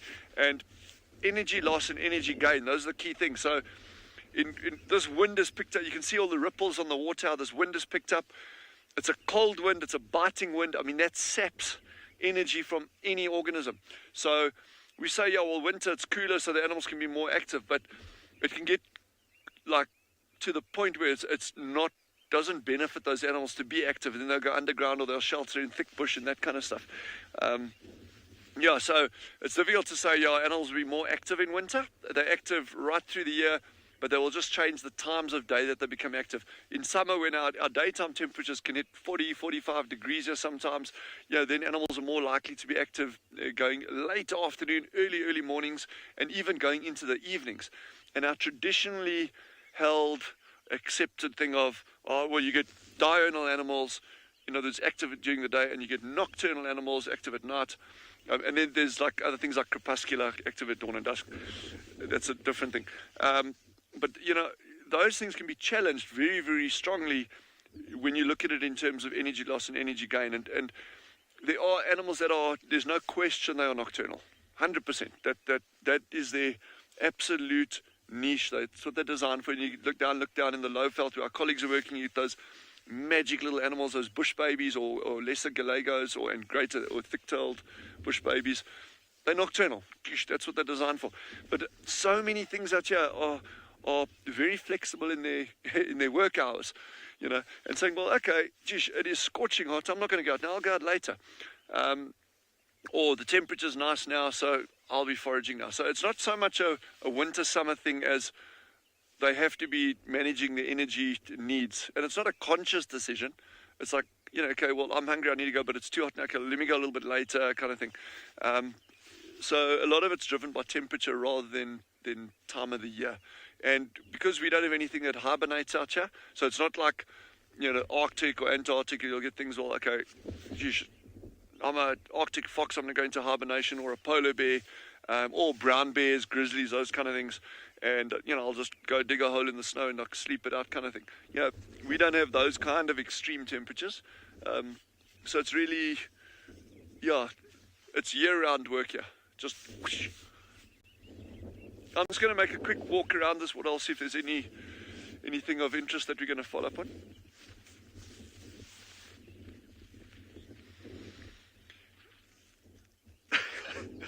I think while I'm going to go down here, I'm just going to do a quick loop around, check what we got, and Jean-Dre is going to start ticking his list a little bit more. Sorry, what was that, Jean-Dre? No, he says he'll do it. We can head over to Trishana and see what they got on that side.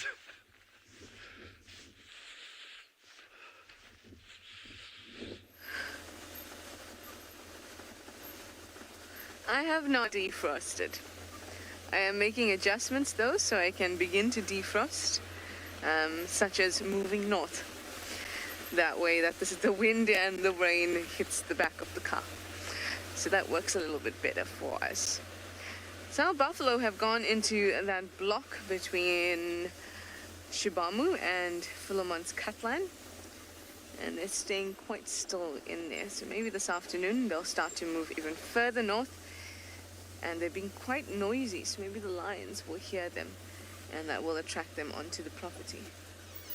Do not run.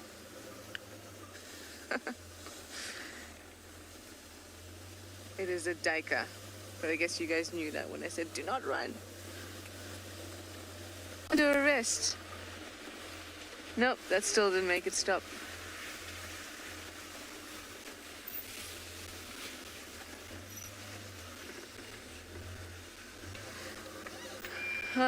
Nope. The suspect has run off.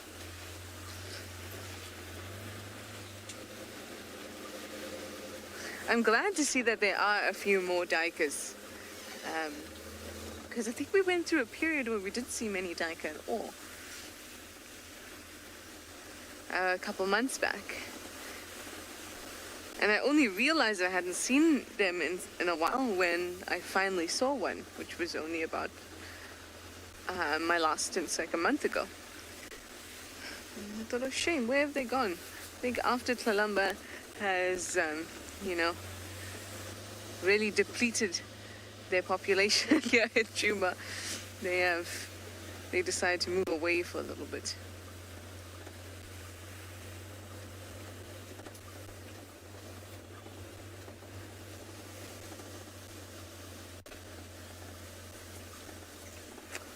Hi Tom, you were actually wondering a little bit about our Princess Tlalamba, if we've had any updates on her. None so far. The last time she was seen was the night that I found Tingana, 4 nights ago? I lose track of time when I'm here. All blurs into one big game drive. That evening she was at Vuyatela Pan. And that was the last update that we had on her. But I do hope to see her before my stint is over, which gives Tlalamba until Saturday to make an appearance. I mean, there's lots of things I would like before my stint is over. Tlalamba, Tandi's a little man. All of that would be awesome. But I'm glad that the cubs have come out. The hyena cubs. By the way, I did go to the den just to check it out, and as expected, there was not much happening. Sorry, I saw something move towards the bottom, and then the one leaf looked a little bit like a snake, because it looked like that, but in fact it was just a leaf. And the wind and my desperation to find some animals. So we can try the den this afternoon when it's a little bit warmer and not as wet, hopefully. Anyway, let me send you back over to Dylan, my guest for tonight's Fireside Chat.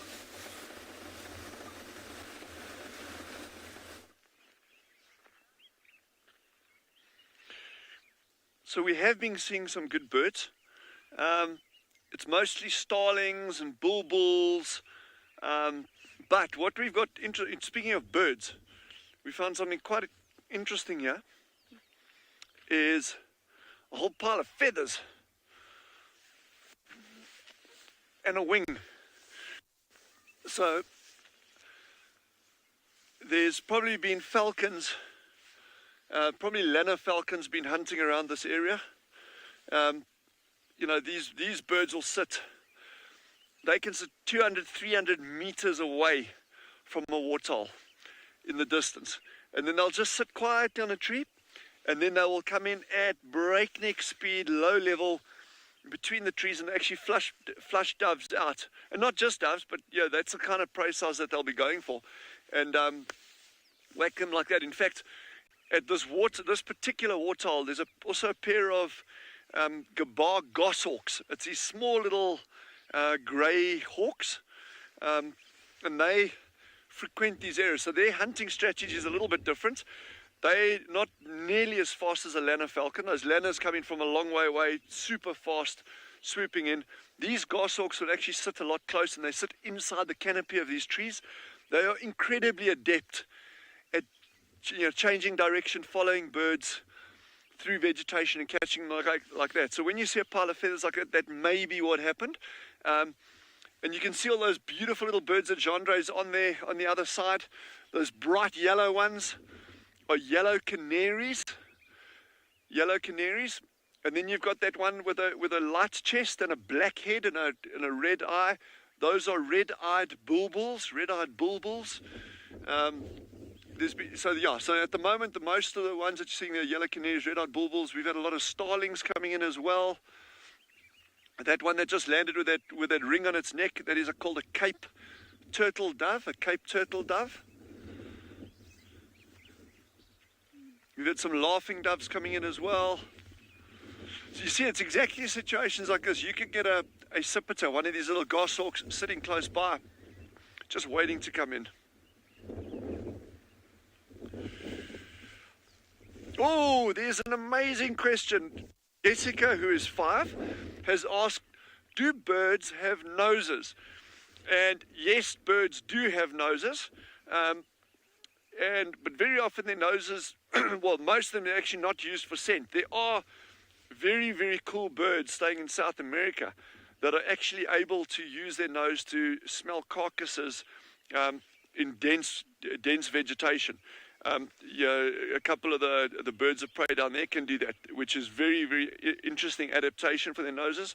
Then you get things like a lot of your seabirds that actually are able to expel, a lot of salts in that through the nostrils, but certainly not noses in our traditional sense of knowing. Okay, well, you can sit there and sniff around. You got that kind of thing. So that's a lovely question. Yeah, but birds definitely, they do have nostrils. While we're speaking of birds and all these birds coming in and out and predators, I just want to show you something. Genre, at that big camel thorn there, Genre, at the base of it, there's a little dove sitting on the ground. I'm going to walk slowly towards it. I saw it just now. I have no idea what's wrong with this dove. I'm not going to go try and pick it up. The whole thing is not to interfere with nature. But that dove is very much alive. You got it, Genre? It's about 5 yards. Okay, there we go. So that is called a laughing dove, and this one is doing anything but laughing now. He's looking decidedly unhappy. I have no idea what's wrong with him. I'm not going to go interfere. I'm not going to pick it up. It could be that it was possibly injured in a attack by a goshawk or something. But it just shows a dove like that is now fair game for any little predator that might come along. It could be like a mongoose. We get these gorgeous little mongoose here, where our colleagues are working in the Lowveld. They got them as well, called slender mongoose. It looks almost like a weasel kind of animal. But these ones are lovely reddish brown color with a black tip to the tail. Oh, okay. Chandra, have a look at that bird on the far side of that next bush with a long tail. Have you got it? Hey, okay, so that is called a shaft-tailed wider, Now that bird is so cool. I'm so glad, because going so late into the season now, most of those, that's the male. Okay, most of the males have already lost those long tail streamers. So that is really, really nice that we can actually get to see the male with that. Jeesh, that was a nice one. So that's a shaft-tailed wider. Still lots of bulbuls. Lots of yellow canaries. That's actually the majority of the ones coming in and out now.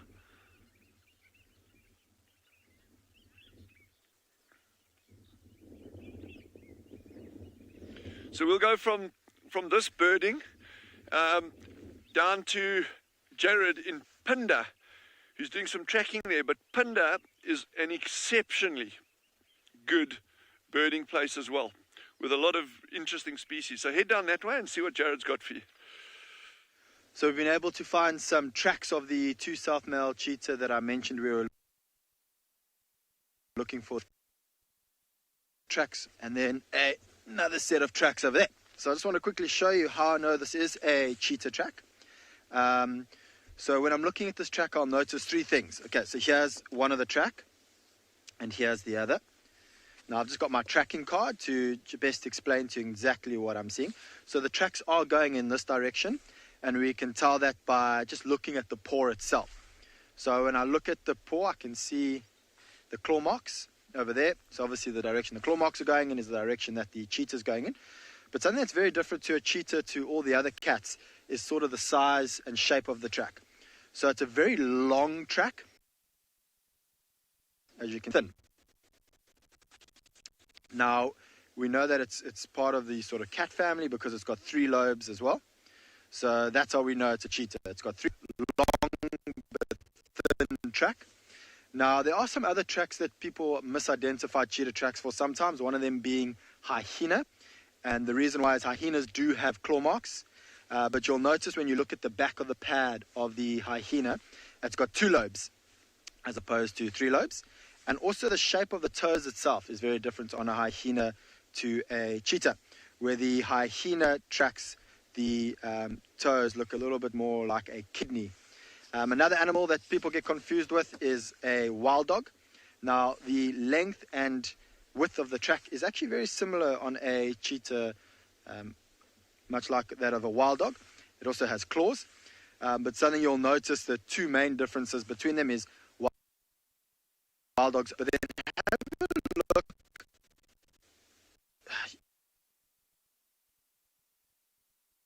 If I put a cheetah, at least in the sand, this gap over here, we're in a wild dog track. It is a very defined track over there. So the question is are these tracks fresh or old? Now, I mentioned earlier that we had some rain over here, and I can see that the rain has fallen on top of this track. But they are still quite clear. So I think that these tracks are maybe from earlier this morning, but last night we had some heavy rain. And so if these cheetah had walked before the heavy rain, I think it would have washed the tracks away. Judging by how deep these tracks are in the sand, would also tell me that these cheetah walked here when the sand was wet as well. Now, while I'm here, I just want to quickly tell you one thing about some rhino dung. You'll see behind me, we've got some rhino dung. I'm just going to put my cards off to the side. And 4 days ago, we discussed black rhino dung. And one of the big differences between a black rhino dung and the dung of a white rhino is the material that's inside it. So black rhinos eat branches, so we had branches in our white rhinos eat grass. And so if you look in all this dung, you'll see that there's lots and lots of grass. Now, there's also a big color difference between black and white rhino dung. Black rhinos have very red dung because of the tannins that they feed on in the trees. And white rhinos have a very dark dung. Now, you'll notice that this is quite a big dung pile. And so this is what we call a rhino midden. And a rhino midden is basically a way that a male rhino, because they're territorial, would be able to scent mark around their territory. And this is maybe years and years of rhinos coming here and busy defecating. Often what you'll find, there will be a little bit of a hole in the middle of the midden, and that's because the male will come, and as he defecates, he kicks back quite viciously, therefore digging a little bit into the ground, pushing the dung up against the wall. And you'll also notice that there is some dung. I don't know, you might miss it from where I'm over here, but there's some dung to the side. So we've got some dung here, and we've got some dung here that's not in the rhino midden. Now, this could be one of 2 things. What will happen is that the females will come and defecate around the male's midden, just to let him know that he's there. Or it could be another male that's come through, he needs to defecate. He happens to be in the area of the midden. If he defecates away from the midden, that means he's not challenging the male. But if a new bull comes into the area, he's like, this is a good area. I've got a waterhole over there. I've got a waterhole over there. Nice open area full of grass. This is exactly the territory I want to have. Ooh, I see that there's a bull here. Well, what I'm going to do is I'm going to defecate over his dung. And so this is probably not just from one male. It could be majority from a single male. And then females and young males and other males would be all around the side here. So these cheetah tracks do go through here and in that direction. The core of their territory is on the other side of the hill. So I'm a little bit worried that these cheetah have walked through and they're on the other side of the hill. We're not going to be able to get there today. So I think I'm going to leave these cheetah tracks and see what, while we go have a look around, let's head back over to Dylan I think he's got some birds. The left. Yeah, so the birding here is getting really, really good. Very common species for us. You can see they're very nervous. That's not because of our presence. This is 100% very, very normal for the behavior at a waterhole like this. They'll come down because there is always this high risk of predation at a waterhole. So I've got a question for you again. When these doves come in to drink, you'll notice, again, we chatted about the other day, how they stick their mouths in the water. And one of the viewers, one of the guests was so kind, and they sent me a lovely breakdown of the adaptation of doves and pigeons for being able to suck water like that as opposed to scooping water. So they've obviously got physical adaptations for doing that. It's quite a detailed thing, but really, really interesting. My big question is still this. Why do they do it? The how is one side. The why is a completely different thing there. And I want to know, why have they got this adaptation? Why would they need to be siphoning water or sucking water like that, as opposed to scooping it like most other birds? There has to be some kind of evolutionary background to that, or some very, very good reason why that group of birds, the columbriforms, why they actually do that. So those the beautiful big grey ones are the doves that we're talking about, that they suck water. Yeah, and those are Cape turtle doves. And then we've got Chandra just mentioned to me, which one are you on now? Like, what are you on the doves, eh? Okay, Cape turtle doves, good one.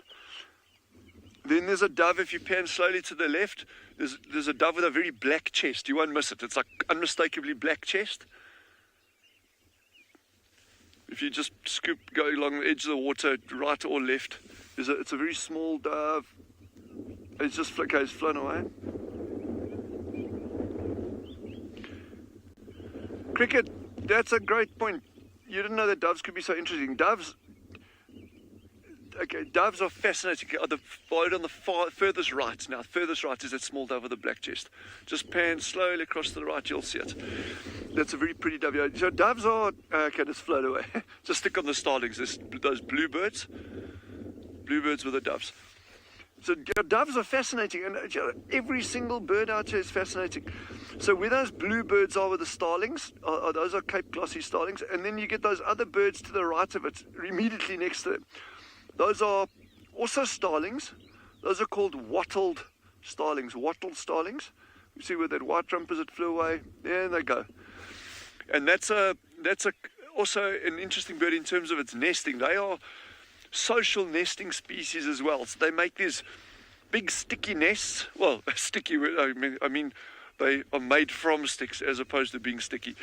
And so you get these big flocks of them going around, and they'll nest in these colonies. So you get them pairing up in their groups. So two will make a nest, another two will make a nest, but those nests are all located in a very, very small area. Okay, here is a gorgeous bird. Look right next to the car over here, Jandre. Look right close by over here on this green water side over here. Okay. There's yellow canaries there, and this one closest to us is a dove with a Namako dove alongside, and the next one is a golden-breasted bunting. But look at that bunting, eh? With the black and white facial markings. And that golden breast. Oh my word, look at that. Eh? GCM, that is stunning, eh? And then just behind it are all the yellow canaries that are in and out there. Wow, wow, wow. And that's the thing, you're just going to sit. So, I mean, the temperature's cold, but these birds still have water requirements. They've got to meet their daily water requirements. And even though it's cold, And I'm the worst for drinking water because I hardly touch the stuff. But, you know, this wind is dehydrating any organism out here. And so these birds, even though it's super cold, they still need to be drinking water. And that's why it's always productive. Just sit quietly at a waterhole like this and you'll see some really, really good stuff coming in. What I enjoy about this as well is, again, it's that old thing of you never know what you're going to what's going to arrive. You know, you can be looking at all the normal ones, you know, yellow canaries, black-throated canaries, bunting starlings, doves coming in, and then just out of the blue you'll just get something that is rarely seen or hasn't been seen before, rocking up. So it's always worth, and especially in the summer months when we get these big storm fronts coming in, then you get birds like crazy things that get blown off. We've had a Sabine's gull that we've seen here. It's from the west coast of South Africa. It's probably almost 1,000 kilometers away from us. We've had a Sabine's gull rocking up at a waterhole there before. Yeah, we've had pelicans, we've had flamingos, really Caspian plovers, you know, some really, really weird things and very, very special things. We had a makoa duck rocking up the other day. That was also a new one for the books. So, yes, for those kids. So the yellow ones there are the bright yellow ones are the males.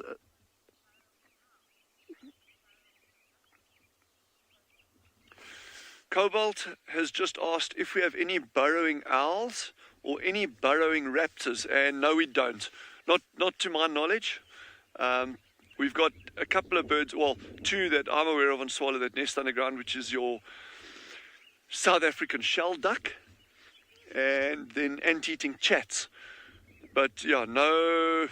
And then in South Africa, there's a couple of others like grey-rumped swallows and blue swallows, things like that that'll nest underground. But yeah, the only two that I know of in Tswalu, and neither of them are raptors in the traditional sense. You know, ant-eating chats will catch pretty much whatever they can find, but they're not regarded as raptors per se. I would love to see burrowing owls. Just one day when I'm big, maybe I'll get to see a burrowing owl in real life. There's lots of things I'd like to see. Yes.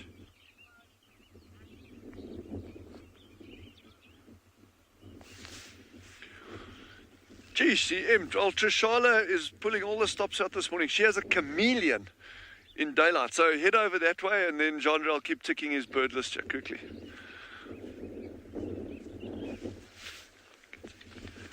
No, this is ridiculous. It is my fave. And my poor fave is damp and cold and has not moved at all since I saw it last night. Well, I mean, it probably did move a little bit, but it must be so cold. It's a flat-necked chameleon, everybody. You can see the little droplets on the skin.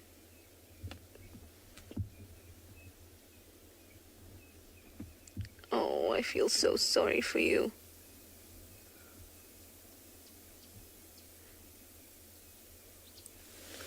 So this guy is definitely firmly in this tree and has been for days now. I wonder if it may come time to name him soon. On one of the warmer days, I'll actually have to have a look on foot to make sure that we are certain of the sex. And then maybe we can think of some names. Or maybe we shouldn't, since last time that happened and we got attached, the bush of our lovely chameleon, Nonoka, was eaten by an elephant. So you let me know what you think. #WildEarth at the YouTube chat stream. Let me know if you think we should name it or we shouldn't get attached because of our experience in the past.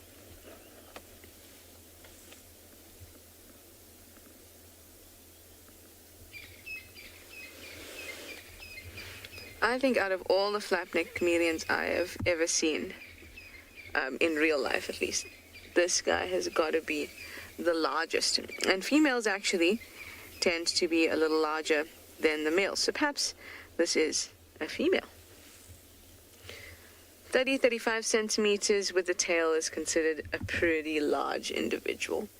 I'd say that this individual is about 30 centimeters stretched out. Maybe even a tad more.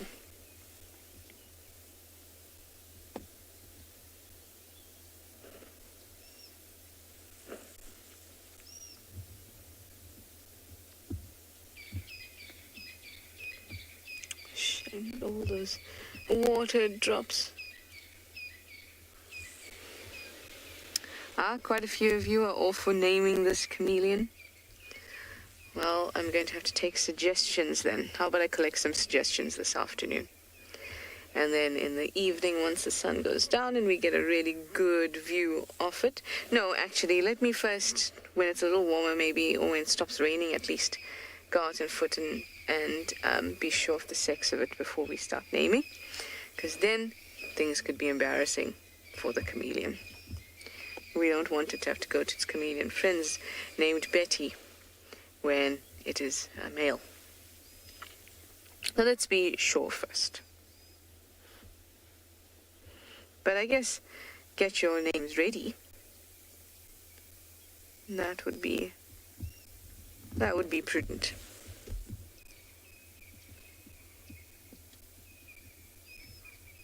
As much as they won't like the cold, they do like that it is a little bit moist, because the reptile's greatest challenge is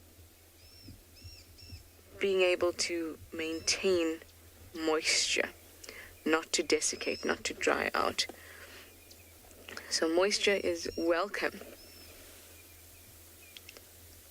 It's just that accompanied by the cold, it's not terribly comfortable.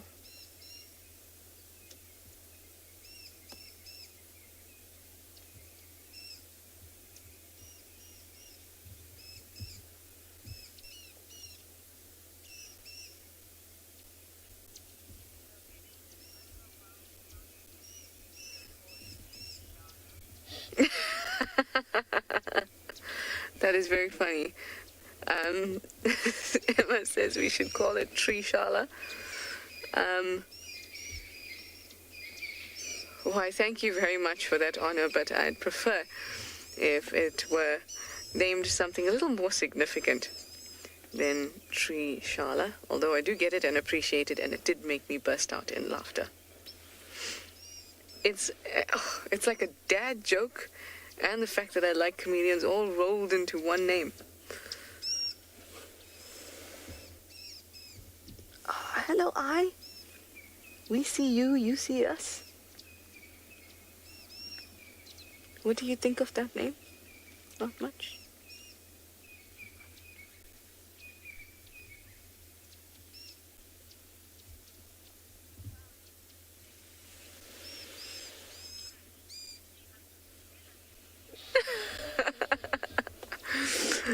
Thank you, Emma. Emma just asked me to send you over to Trish, but instead I think I'll send you over to Taylor, and you can ask her what she thinks of tree shala.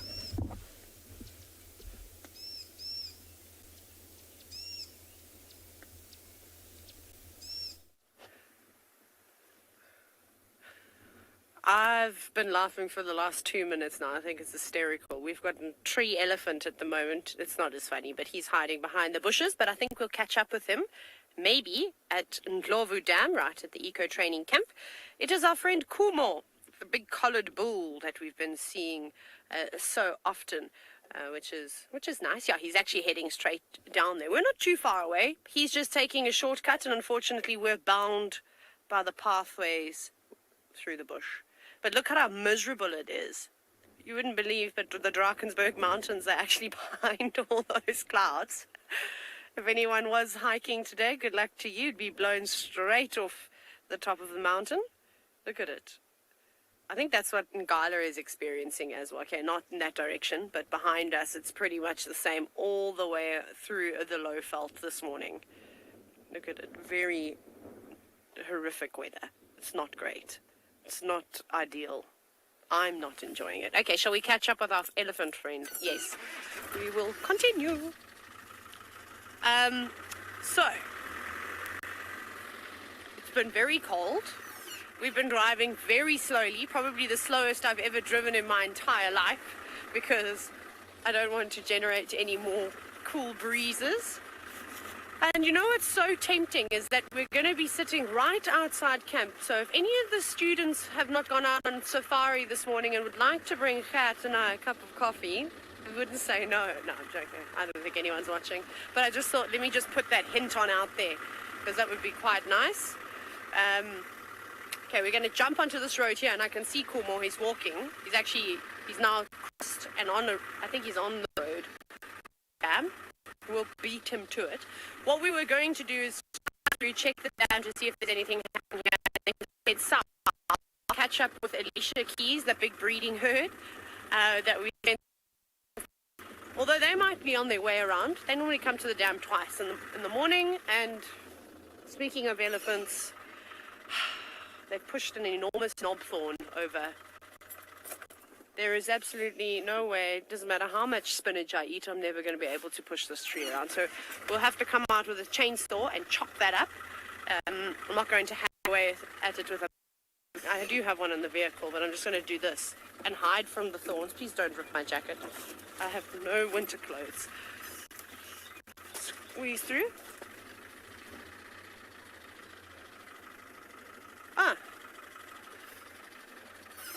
Seems as though I'm nothing more than a dark screen. Right, off you go back across to Trishala and Trishala and see how they're doing.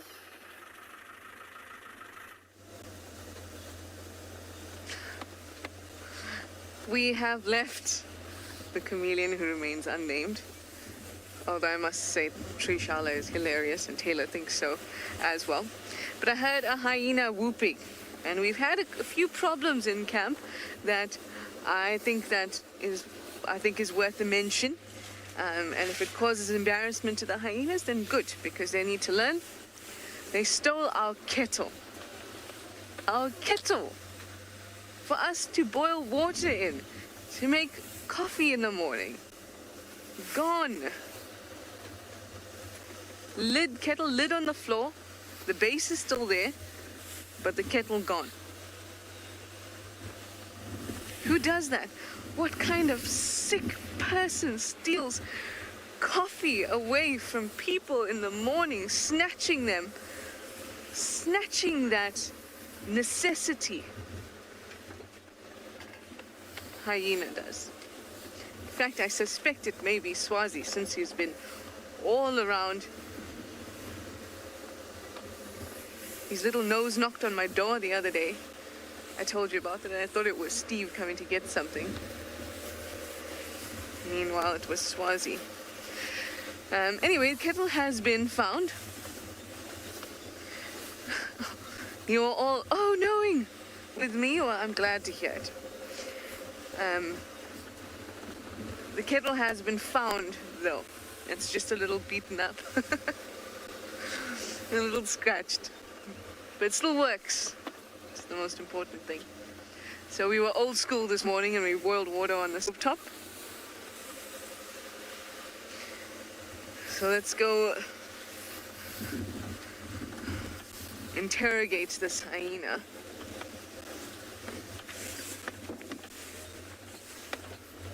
This road is going to be a little problematic because of the rain, but we'll just take it slow.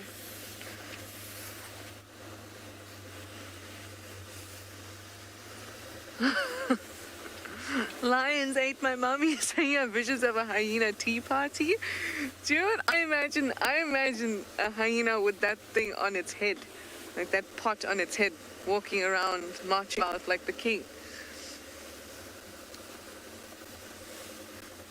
That's what I imagine.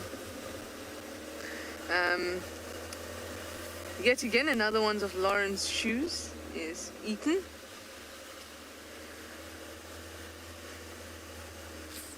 Yeah, they're having the time of their lives with our belongings at camp. Although, after all of that,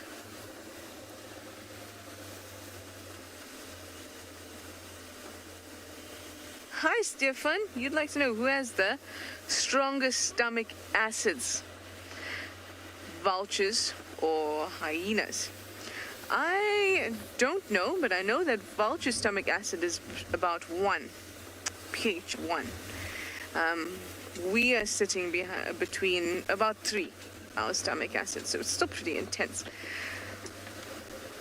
But the strongest type of digestive fluids, I know you use the word strong, you use the word stomach acids, but stomach juices don't always have to be acids.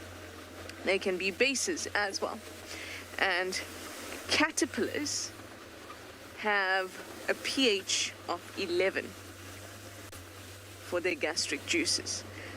That is pretty intense. That is way, way up there and possibly more intense than any other type of gastric juice we know. pH of 11, that's incredibly basic or alkaline.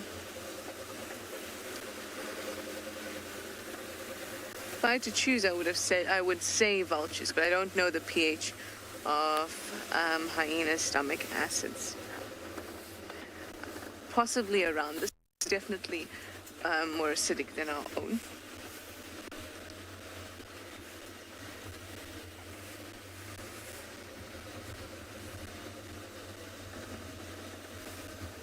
I was about to say something to you and now I've forgotten. Something about the hyenas we were chatting about. Oh, I came back from drive one of the evenings, and now because it's frigid when we get back and everyone just wants to warm up, we tend to kind of like dish up our dinner, eat super quick, and then go downstairs, or sometimes just go to our rooms because it's so cold with our dinner. So this night I dished up very quickly. I came straight off drive, dished up, sat at the tables and started to eat. And I was joined by Swazi. He just walked into the camp, not even, so usually they'll just hang around at the periphery, not in the middle of the camp. The middle of the camp is where everybody lives, where the kitchen is, where our dining area is. He walked straight into the middle of the camp and just sat with me. And I had to shout at him with a mouthful, "Hey, you go away. You can't eat my food." I feel like that's what this buff is saying to me. Interesting. So the buffalo are all the way from Treehouse Dam all the way up here, almost towards the fire break in the north by Gallagher shortcut. So they're spread throughout Djuma. Interesting. I say interesting because that leaves a lot of space for individuals to get left behind, to disperse a little bit further than the herd, and for lions to take advantage of that.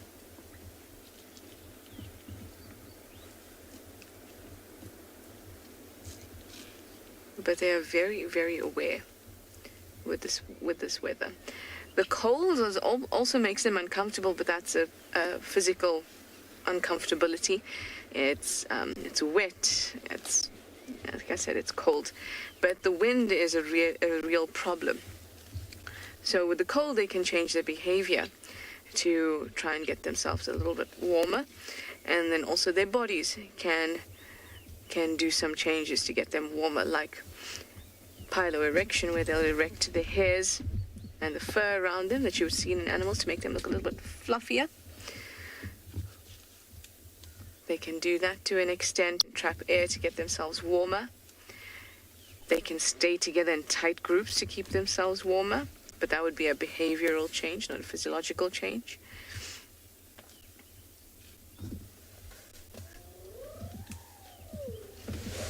Can you hear that hyena? If we find this hyena, this is the hyena who's been taken from camp, because there's a very distinctive whoop. It sounds like an ambulance. There it is. I am going to move up and have a look because I want to know who it is. I have a feeling it's Swazi, but that's the hyena we hear around camp all the time.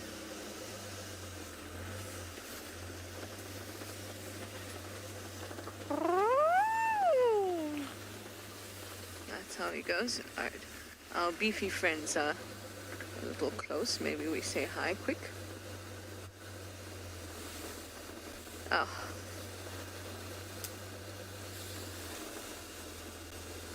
No, we can't. Let me see if we can do this.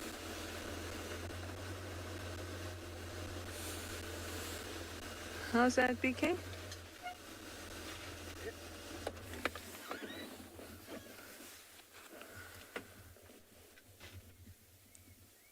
Hello, mister. I have heard that the distance from point to point on a buffalo, or at least the, what do you call it, the record, but not verified, what I've heard people say, 1.5 meters between the point of horns. I think that that's quite impressive, if that is true. Anyway, let me send you over to Jared. He has some Nyala, and I'm going to catch up with whoever this naughty hyena is.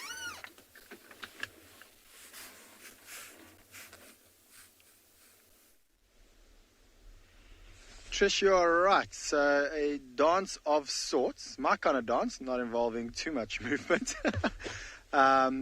It's got various different names, and one being lateral display. So myself, you can go on the male on the right. It looks like the male on the left actually just submitted. So I think we caught them a little bit too late, but the male on the right still seems to be a little bit into the dance. And so what they're doing is they're sizing each other up. Now, male and Nyala, when they do fight, it is quite a vicious fight.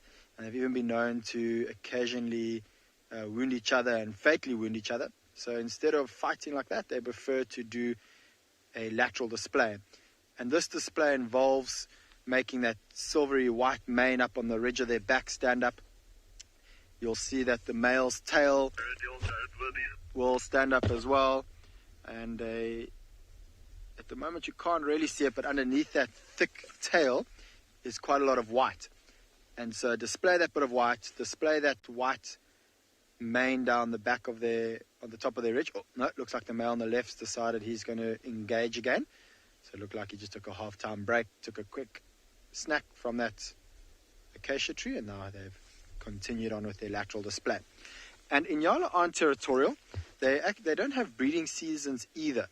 So they can breed at any time of the year. So they're not fighting for territory. What this display is about, it's dominance. So he wants to be the dominant male in case a female comes by who is in estrus, and he'll be able to mate with her.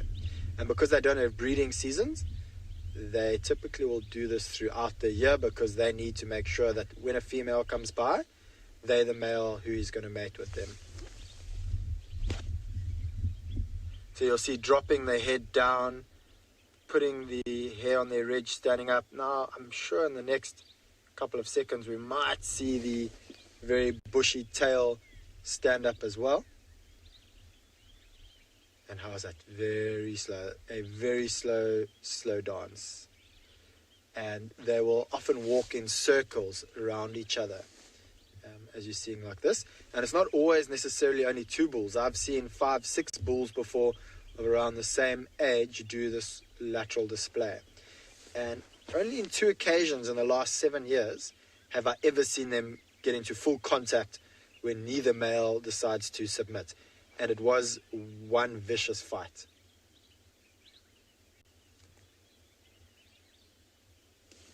Sometimes they get distracted, like the one on the right.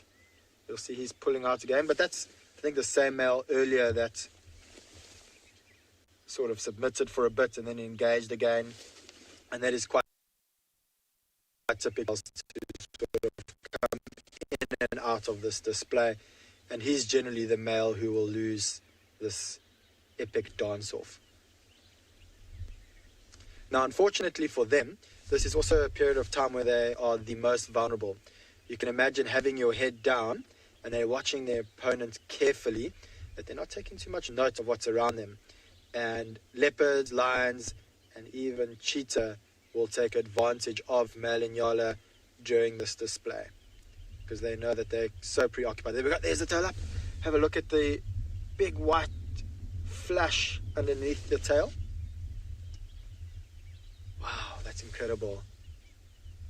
And it's so clean. I'm sure the bit of rain last night helped to wash off any dirt off that white, which is making it stick out far more dramatically.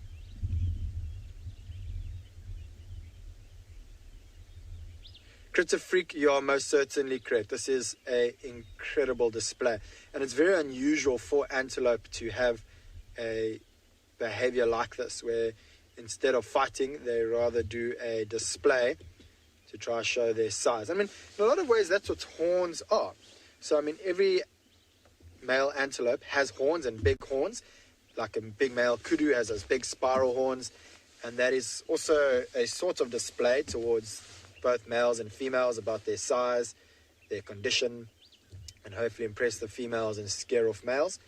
And although Nyala do also have horns, which will play part of that, they do this display as well to hopefully ward off any other males wanting to be dominant in this particular area. Looks like once again they're having a quick bite to eat. Their little break between rounds. Well, the male on the left started to walk off again.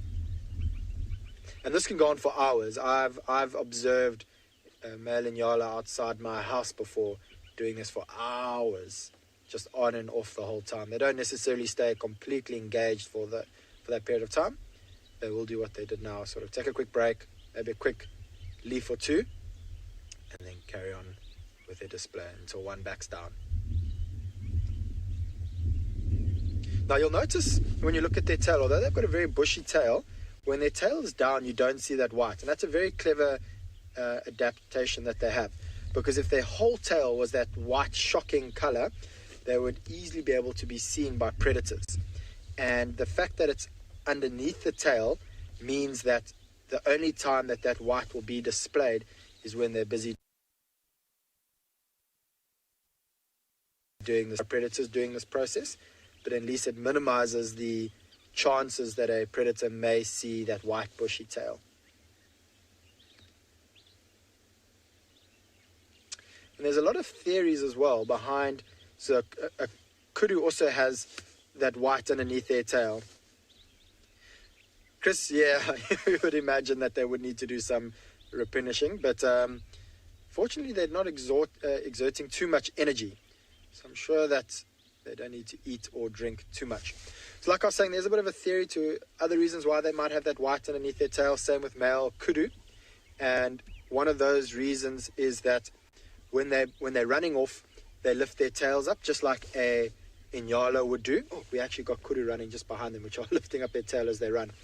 And just like a warthog puts its tail up when it runs, you'll often see kudu and Nyala do that as well. It acts as a follow me sign, so the rest of the group can see where they run to. But they believe that kudu and Nyala, they recognize the fact that they put up this white tail and the predators might be able to follow them. And while the lion's busy chasing them, their tail's up, if they run through a thicket, they drop that tail down. And therefore this predator that's been following this flash of white will lose it for a second or two, and that's because he's been focusing on the color more so than the antelope, and maybe he will lose him, and that extra second or two that allows it to keep changing direction might mean that antelope can disappear. Right, let's move forward a bit, see if they're still doing their display. I did see some kudu running behind them. I wonder what the kudu are running from, but I haven't seen the kudu alarm call, or at least heard the kudu's alarm call. They've got a very explosive call, sounds a little bit like a dog bark, and the loudest of all the alarm calls in the area. It's like bah, bah. Here we go. I believe they're getting some great feedback from all our lovely viewers that you're enjoying this Nyala dance. It is quite an interesting behavior. And it seems that they have now either completely given up fighting or they're just taking a quick break. So it's a very good opportunity now for us to zoom in and have a closer look at all the different colors on the Nyala. Looks like he's got a strange line just below his mane. Trying to get a little bit closer. I wonder if that's an old wound, maybe from the horn of another Nyala.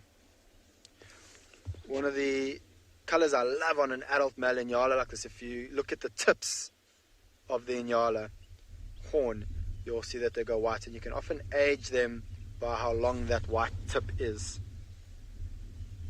And I've always wondered, what would the purpose be for that white tip? I'm not sure if any of you back home know what the purpose might be, and if you do, please do send through your comments. I've tried my hardest to search why or what benefit having those white tips might have, but I've never been able to find a good reason. Oh, look, he's just lifted his head up. He's probably heard something. You'll notice quite big ears, much like kudu, who have massive ears. I think in relation, or in proportion, the kudu's ears are bigger than the Nyala, but very typical for a browsing antelope. So a browsing antelope meaning that they eat leaves, and so they're generally in much denser vegetation. And because they're in denser vegetation, although they have good eyesight, they need to rely very heavily on their sense of hearing, just for that breaking of the branch that a leopard might accidentally do as it steps down while stalking an Nyala. In Phinda, we've got a very high density of Nyala, apparently the highest density of Nyala than any other reserve in South Africa, and so it is one of the favorite prey species for leopard. I'm just going to reposition one more time. I think he's going to walk into an open, which is going to be great. And because they are antelope that spend a lot of time in dense vegetation, that is why leopards tend to hunt them quite a bit. Lisa, I agree. I couldn't actually agree more with you, at least with the antelope that we get here on Phinda. Definitely the most beautiful faces. Have a look just below the eye. You'll see those two white dots, that white band between the eyes, and then the white around their muzzle. And something I also love about them is that mane that comes down their neck, and then they get that little bit of white banding again.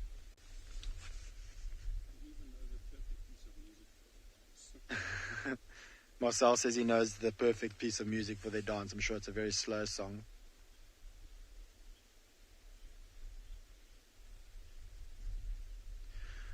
Alright, while this Nyala works its way around this thorn tree without trying to be too affected by the thorns that those juicy leaves will be protected by, let's head over to Dylan, who I'm sure is just as hungry as this Nyala.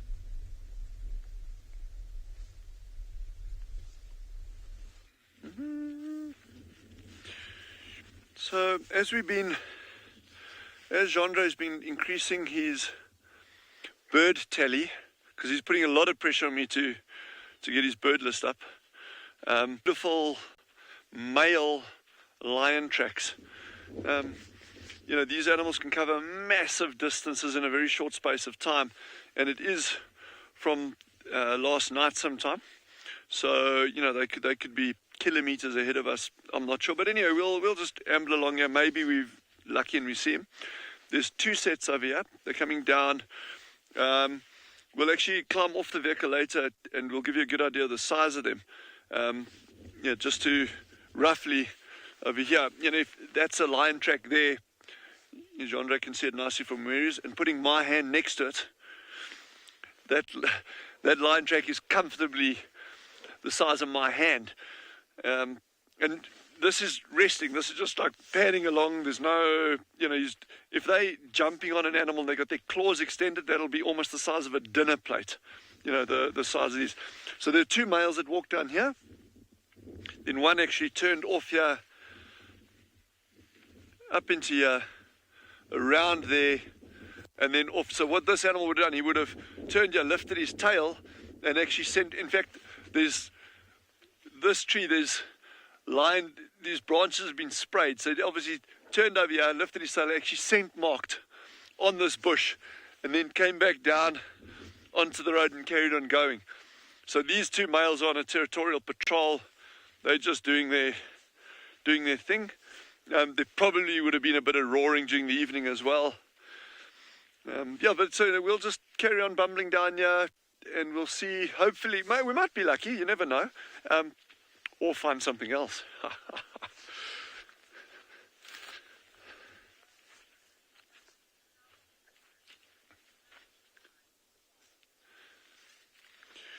So for those of you wondering, we've got 2 prides at Tswalu, 2 prides, and those pride sizes vary, depending on how many sub-adults are in it and how many have left.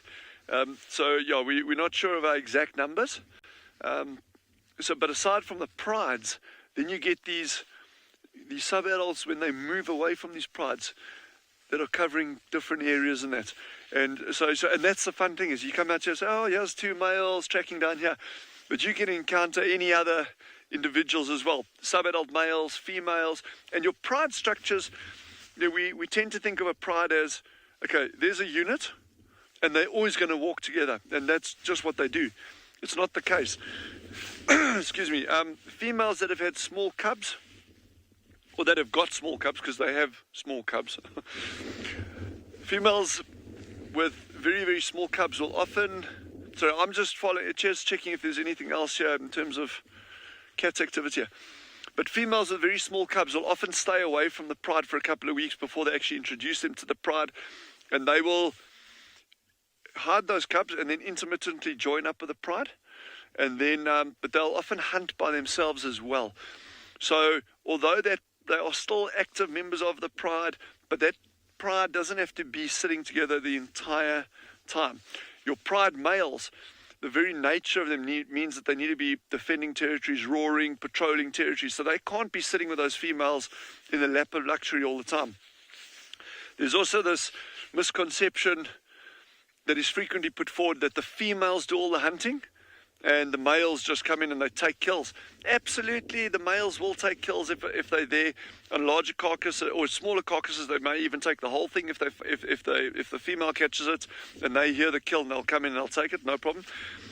But your males are instrumental in tackling large, dangerous game. And I'm talking about like things like buffalo, young elephants, giraffe are classified as dangerous game. There's lots of accounts of leopards taking hippos. And that's often your males that swing it in the favor of the lions. But if you think about the ecological benefit to the lionesses of letting males take kills, it's crucial, because your males are the ones that are defending the territories. They're the ones that are often running big risk in terms of fighting with other males and that. So, and your females, the risk that they run is the moment there's another male takeover of the pride. As we know, they go in and they'll kill whatever cubs they can find. So there's a huge amount of benefit to the lionesses of a pride. If they do catch something and a male comes along and says, all right, well, cool, no problem, have the kill. But males are incredibly adept at hunting. They are brilliant hunters. Single male lions can hunt as effectively as a coalition of males or females in a pride. So, but anyway, we're going to head back over to Steve and see what they got down on that side, and John and I, we're going to carry on doing some good birding for him.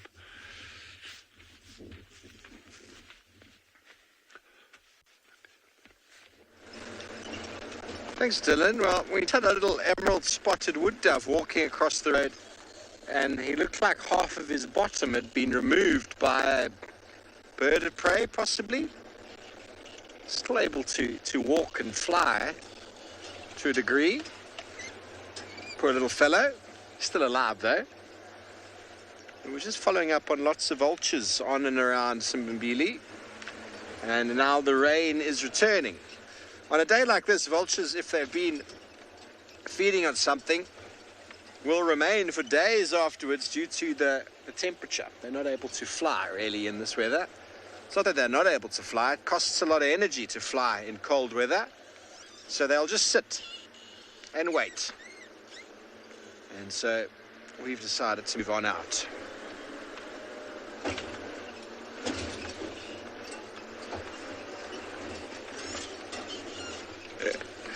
Sorry about the bumpy road.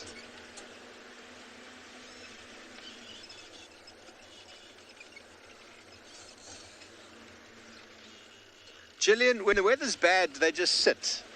They sit and they wait, but they've got very broad wings with little fingers for bleeding the air off. And when the temperature increases, we generate thermals on the ground. They generate up into the sky, and vultures are very, very good at catching thermals. And so they elevate that way. Costs them no energy to do so.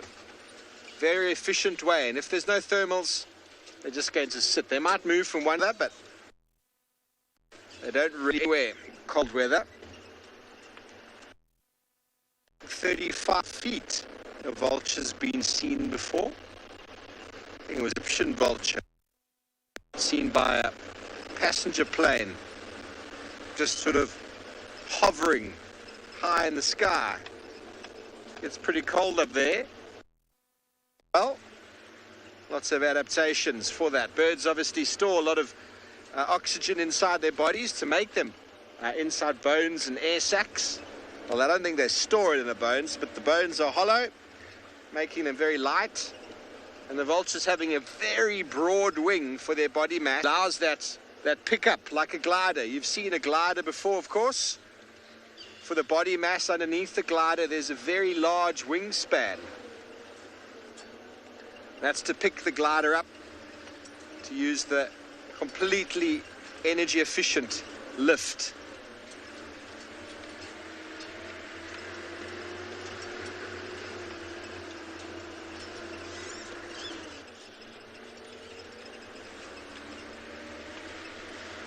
Okay, so we're going to be getting back onto Djuma in a moment. Simbambili, you've been fun, but the lions have vanished. They've just vanished. Sky, you love vultures. Vultures are very important, as Taylor was talking about before. Very important organisms. If you find vultures and birds of prey in your system, you know your system's healthy. It's all healthy. Natural scavengers, predators of large sizes such as martial eagles and even the smaller ones indicate biodiversity. High biodiversity means a high diversity of large prey animal or predatory birds and mammals, which means lots of different habitats, healthy ecosystem. As soon as your raptors and vultures disappear, there are some concerns. They're the obvious ones you can see. You can't always notice the smaller guys that have disappeared, but their disappearance will have a cascading effect on the larger guys. Oh, that rain has started again. We've taken most of the covers off.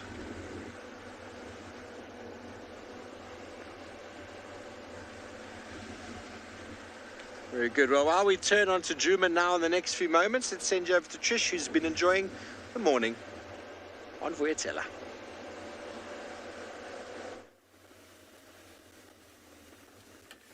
Djuma has been treating me well. Apart from being wet, at least we had some buffalo, which was really nice, and our chameleon. But Steve is absolutely right. It's starting to come down a bit more now. But wet, and move to the south, so very helpful because it's into our face. But you have to get down to the south in order to move north, so we have to bear it. Now, we haven't been able to find our hyena culprit. I suspect he's still near the camp. Now, also in this weather, the roads that we can drive are a little restricted. That's why both Steve and I are in the west, where the roads are a little bit flatter. In the east, the roads are quite windy, and also the drainage goes through them and all the little tributaries. So it becomes a little bit difficult to drive. So that's why we're staying out in the west and trying to drive really carefully. That's also why I wanted to go around Gallagher Pan to the Gallagher Pan Road that comes out by Vuya Dam onto Mvubu, but I don't think in this weather I can do it.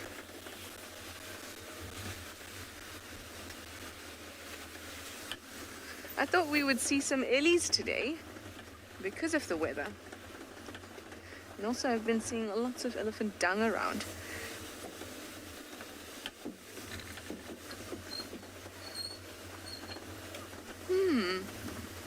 It has been quiet, but I'm sure that they are around, probably also huddling together, and probably in the east where the water is collecting all over the place. But it is not the best for us to drive on. Even getting down these little tiny little hills can be difficult because the car can slide a little bit. And also the soil when you go through dips are a little clayish. So you can slide even extra. Yay! Taylor has found some elephants, so let's go over to her and see if she can give us some of that luck.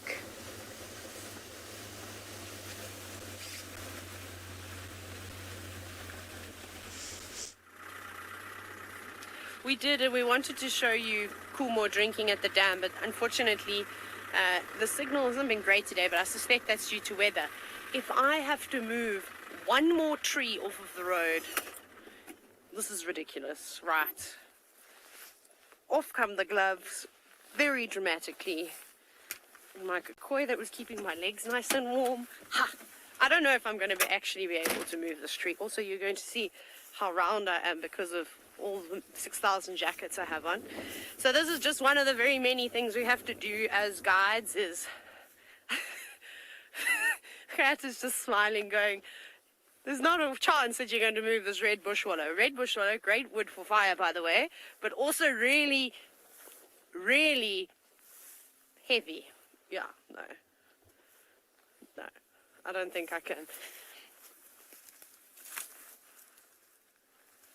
No, okay, cool. So yeah, we'll turn around. We'll go down another road. I'm not going to. I'm warm now, though. Let me get back into the vehicle.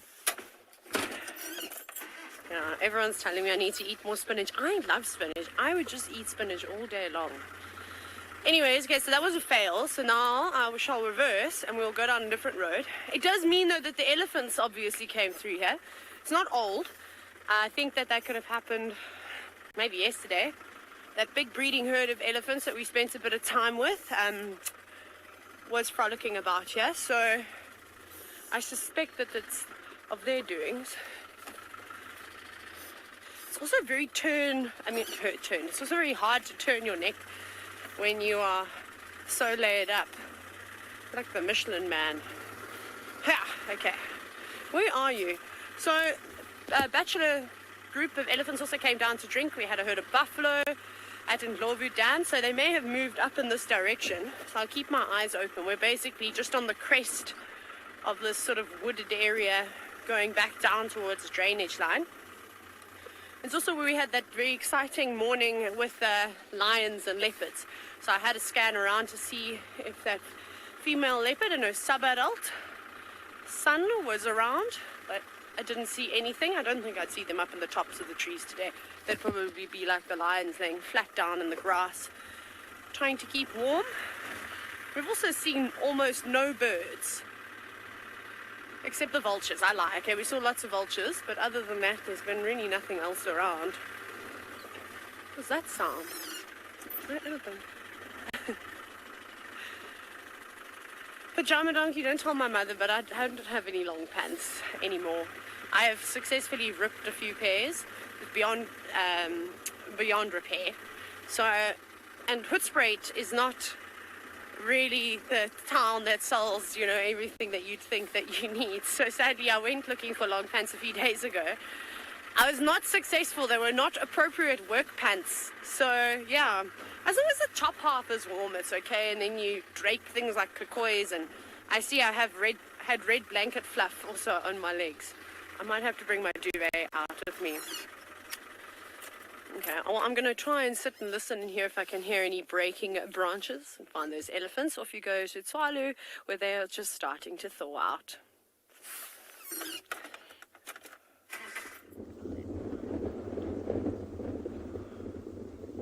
And so we're just scanning here, see if we can get a couple of zebra down there. Birchall zebra, also called plain zebra. Good lion food in this area. Otherwise fairly quiet. This wind has just been picking up. In fact, Jandre, if you can go over those big mountains in the distance over there to the right, to the right of your frame, we can all see over the tops of those mountains over there. I mean, look at that scenery, how beautiful it is. But see those very, very fine scudding clouds creeping over the tops of those peaks. And the temperature since we went out this morning has just been dropping. From the time we left to where we are now, it's probably gone down about 5 or 6 degrees already. So yeah, we thought the day would be warming up. Well, it's just gone the opposite direction. So you probably find like a lot of the animals are actually sheltering now. But how magnificent is that scenery, eh? Wowzers. I love it out here.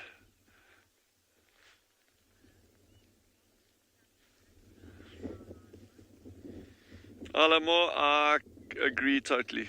Stunning is like, yeah. And you know, you just actually need to let these places speak for themselves. I mean, instead of me trying to get all flowery there, you just look at it.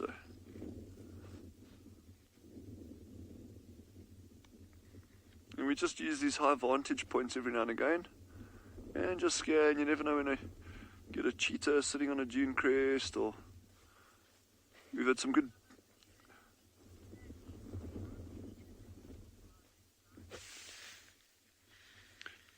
That's correct. Some of you are wondering if we've got elephants in Tswalu. Tswalu, yeah, we don't have ellies, yeah? No elephants. And there's a number of reasons for that. But, you know, these environments are very sensitive, these semi-arid areas. And elephants would have a massive, massive, massive impact on these environments.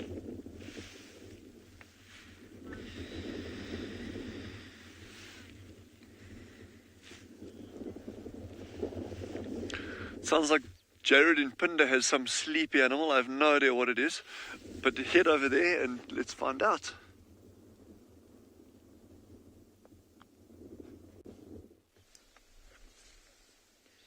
Dylan, you are most certainly correct. We have a sleep, and it is so exciting.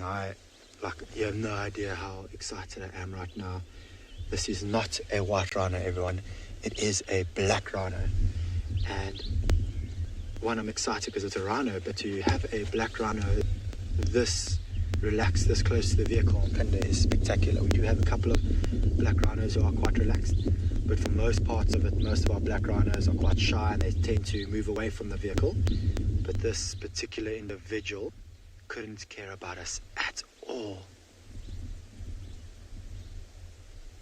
And I'm amazed that he's busy sleeping at the moment. Maybe it's because this is normally the time of day when they're up, moving around, busy feeding on trees, busy browsing.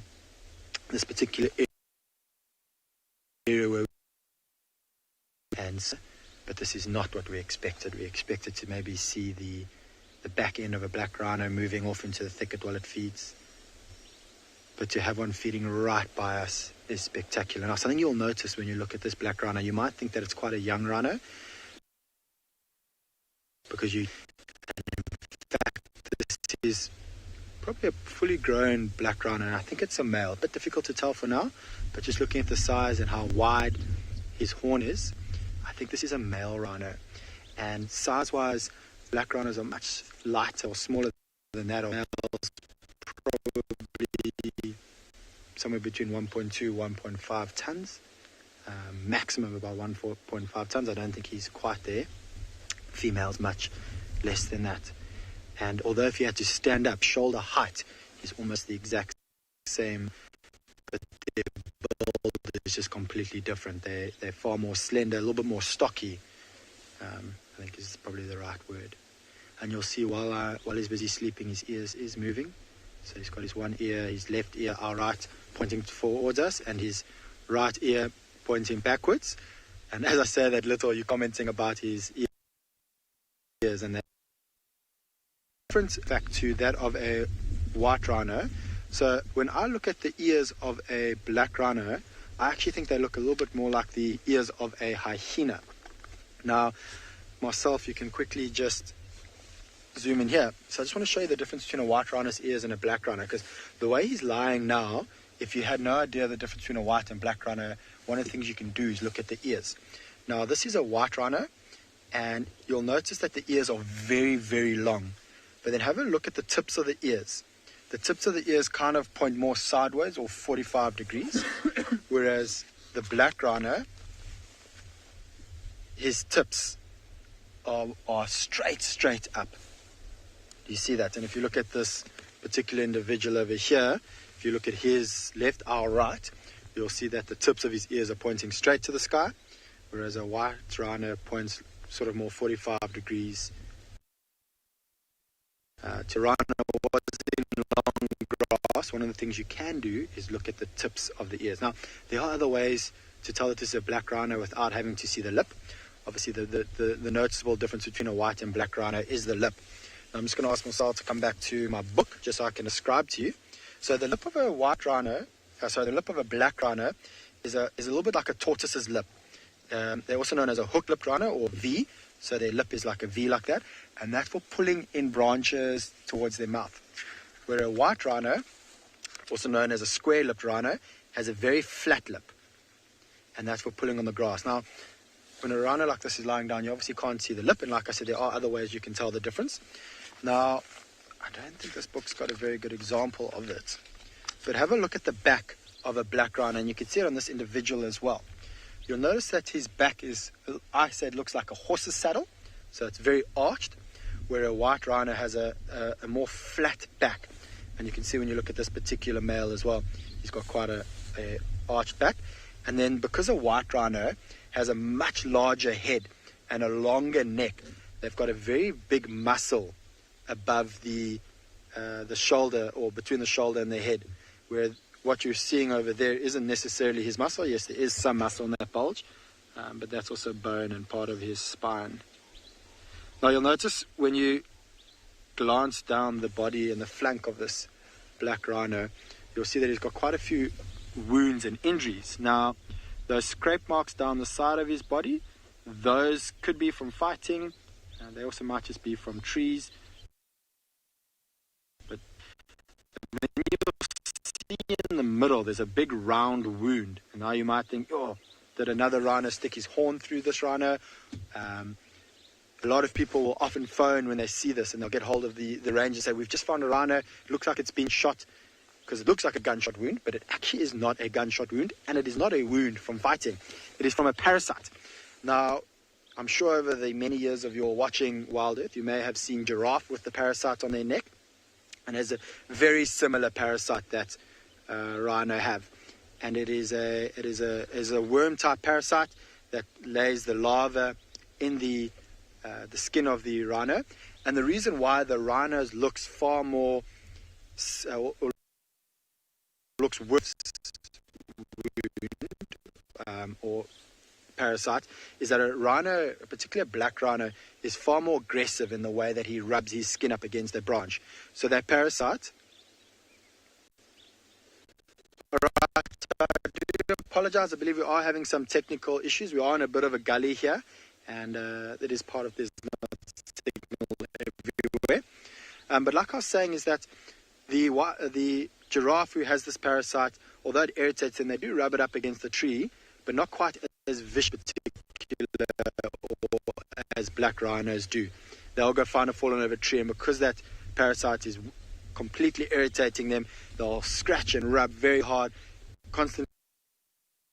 And oxpeckers, you've all seen oxpeckers on the back of rhinos, buffalo, and they will eat and pick away at that wound as well. So they, although clean it from all the dead skin, they do cause it to look far worse than in fact what it is. Now, I'm just going to see if you can hear. There's a bit of wind. You're sighing almost, is going. Alright, so let's go back to telling the difference between black and white rhino, because I'm sure most of you have probably never seen a black rhino, and if you are ever lucky to go on safari, I would love for you to be able to go and be able to see black rhino. But let's go back to the book. Now, there's something that's also very noticeable, a black rhino, that you won't see on this particular rhino, because we do dehorn our rhinos, is have a look at the front horn of a rhino is what we call a primary horn. The back horn is known as the secondary horn. And look how long the primary horn is, but also look how long the secondary horn is. So with black rhinos, you'll often find that the primary horn and secondary horn is very similar in size. Although the primary horn will always be longer and the secondary horn will always be wider. But let's go to the white rhino. Have a look at that noticeable difference. Tiny, tiny secondary horn and very long primary horn. So from a distance, if you see the horns of a white rhino, and you see, okay, the horns are much longer than one. The second horn is longer than the first, shorter than the first horn. You know it's a white rhino. If they are very similar in size, you know it's a black rhino. Another telltale sign is that a black rhino, because they're browsers, they have a very short neck. So often when they're walking, their head's up like this, and it almost looks like their head's on their shoulder. Where a white rhino has a very long neck because they don't want to have to stretch to get to the grass. Their head's always kind of down like this. Fascinating, isn't it? The different adaptations that all these animals have, even to their different feeding techniques. But this is so special. You're so blessed to be able to have and rest. I do hope that he stands up, because it does look very small, and when they do stand up, they do look slightly larger. But he's even swaying from side to side, so I wonder if he's in a deep REM sleep. Although he's sleeping, you'll see his ears are still working, so he's still very aware of his surrounding. And rhinos who have poor eyesight, they sense of hearing, so that's exactly what this male's doing now. Although he's sleeping, he's listening, and he's listening for the breaking of a branch.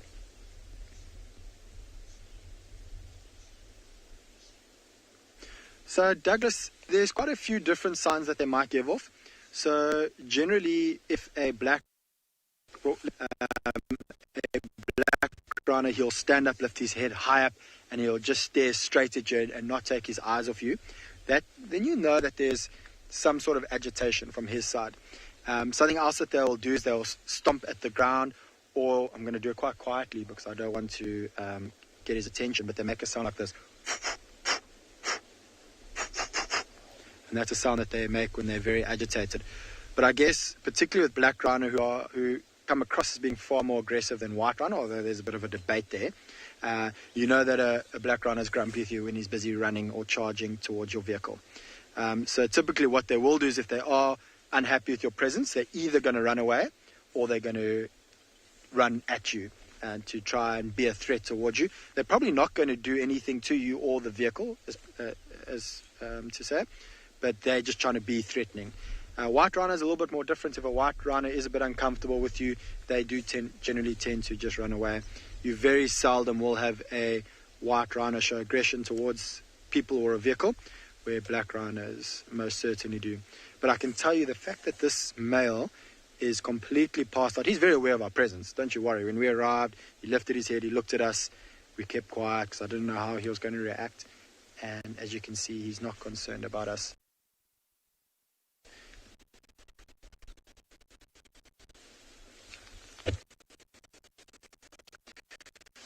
So Marcel, I don't know if you want to quickly pan into this open area. How fantastic. So we've come, and it's actually quite a large open area to our right. I'm not sure if Marcel's going to be able to see them, but we've got some giraffe that have come over as well. And not an area where you would expect to see giraffe in the very big open areas, because there's no trees for them to feed on. But they're most likely just moving through here to go and feed on some of the acacia trees to my left, so ahead of them. And we are in... Ooh, do you see what the female on the left is going to do? Look right in front of her. You'll see there's a rib cage. And in winter, you see it more so than in summer. But giraffe, kudu, Nyala, they do something called osteophagy. And although they're going to look like they're carnivorous right now, because they're busy scratching around a carcass, they're looking for bones. And they won't swallow those bones. You'll see if she's able to find a bone, she's going to lift her head with the bone in her mouth, chew away at the bone, not too hard because obviously she doesn't want to damage her teeth, but with those molars kind of grind away at the bones and then suck as well. And they're going to be getting the nutrients and particular calcium that those bones will have. Now you'll see it in winter more than summer, and that's because of the lack of rains and their diets changing, that they do seem to lack a little bit more calcium in winter than what they do in summer. And I've in fact seen giraffe pick up entire skulls. And so a couple of years ago, oh, there's the one on the left, oh, just dropped it. So they're not doing a very good job of keeping those bones in their mouths, but a very strange behavior. Now imagine coming around the corner the very first time you see a giraffe, and the giraffe has the bones of an animal in its mouth, or in my case, the skull of an Nyala. It was busy feeding on the horns of the Nyala. But it is so bizarre. And just like when they drink water, you'll see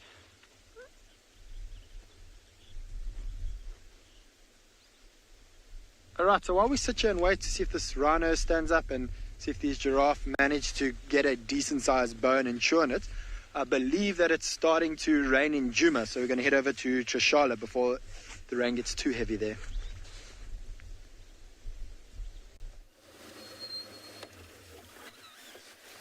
It is raining quite a bit now. That's why we've tried to kind of stop driving for a little bit. You can hear it.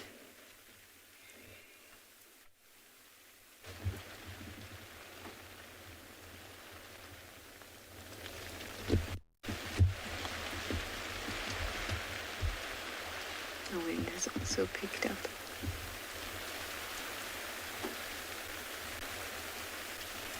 It's still soft, but it is probably coming down and getting dripped on from the rain roof and all the covers.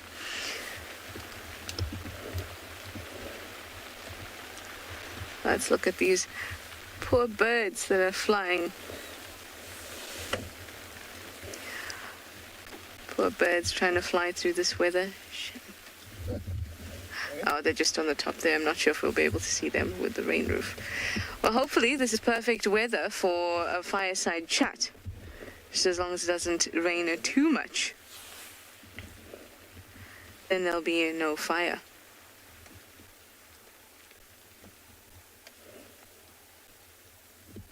But definitely I will need to warm up. Sure, Dylan will need to warm up. And we will have a fireside chat this evening at 7 p.m. So right after our sunset drive, an hour after we end drive, we'll start a nice fireside chat. Dylan and I will be talking about all sorts of things, about himself, about the Kalahari, about Tswalu, and about the magnificent sightings he's been having.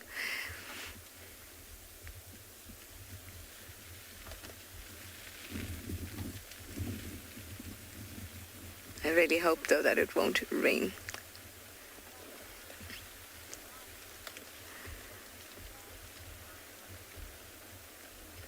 Gorgeous. All right, I'm going to head into camp. It's just too cold and too wet and rainy. I'm going to send you over to Jared and his Rhino for the final few minutes of the show.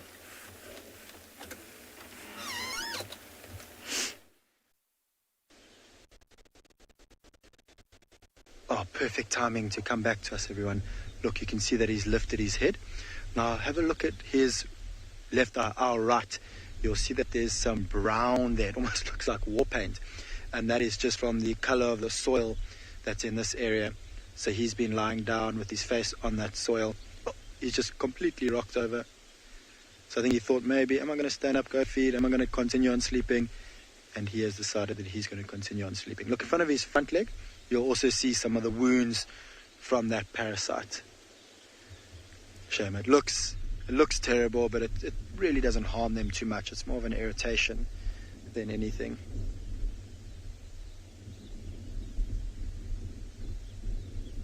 But how incredible. He's lifted his head again. Now you can see that lip that I was telling you about earlier, the hook lip. Oh, there we go. He might yawn. He's yawning. Cool. Oh. There we go. Let's see if you can see that lip again.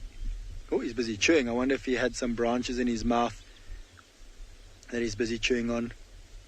So he's putting on a show just for you.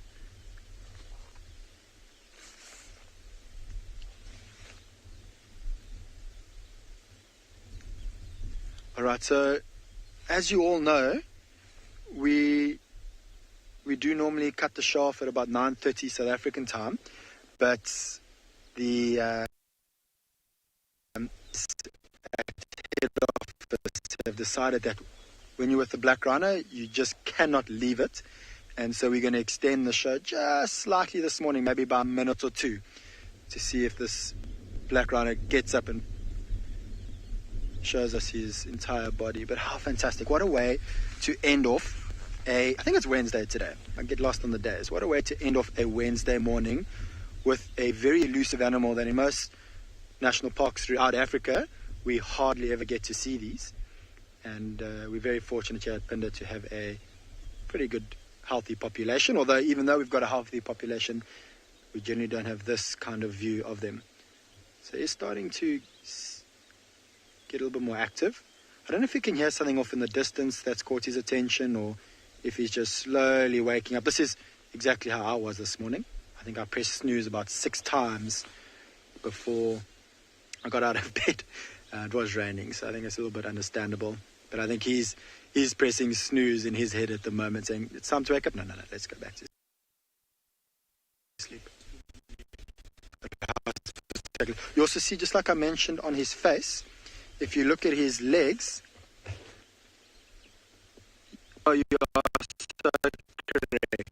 They're very strange looking faces, but I do agree their faces are sweet. And particularly, I think one of my most favorite of all the babies is a black rhino.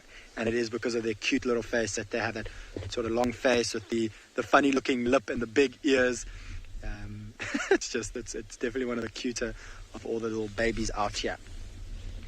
But like I was saying, if you look at his leg, you'll also see that he's got some of the brown sand from the soil that's around here. So that's not an injury or any other skin disease that he has. It's just from, I think, when he kneeled down to maybe lie down, that some of that mud got on his leg.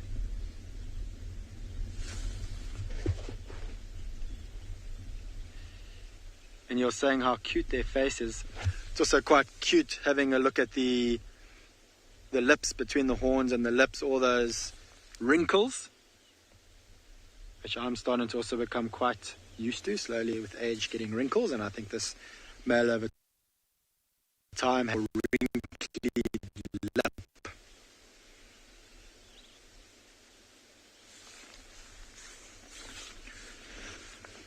All right, everyone. Well, unfortunately, that is all for this morning. I hope that you've all had a wonderful sunrise safari with us. Please do join us this afternoon for our sunset safari.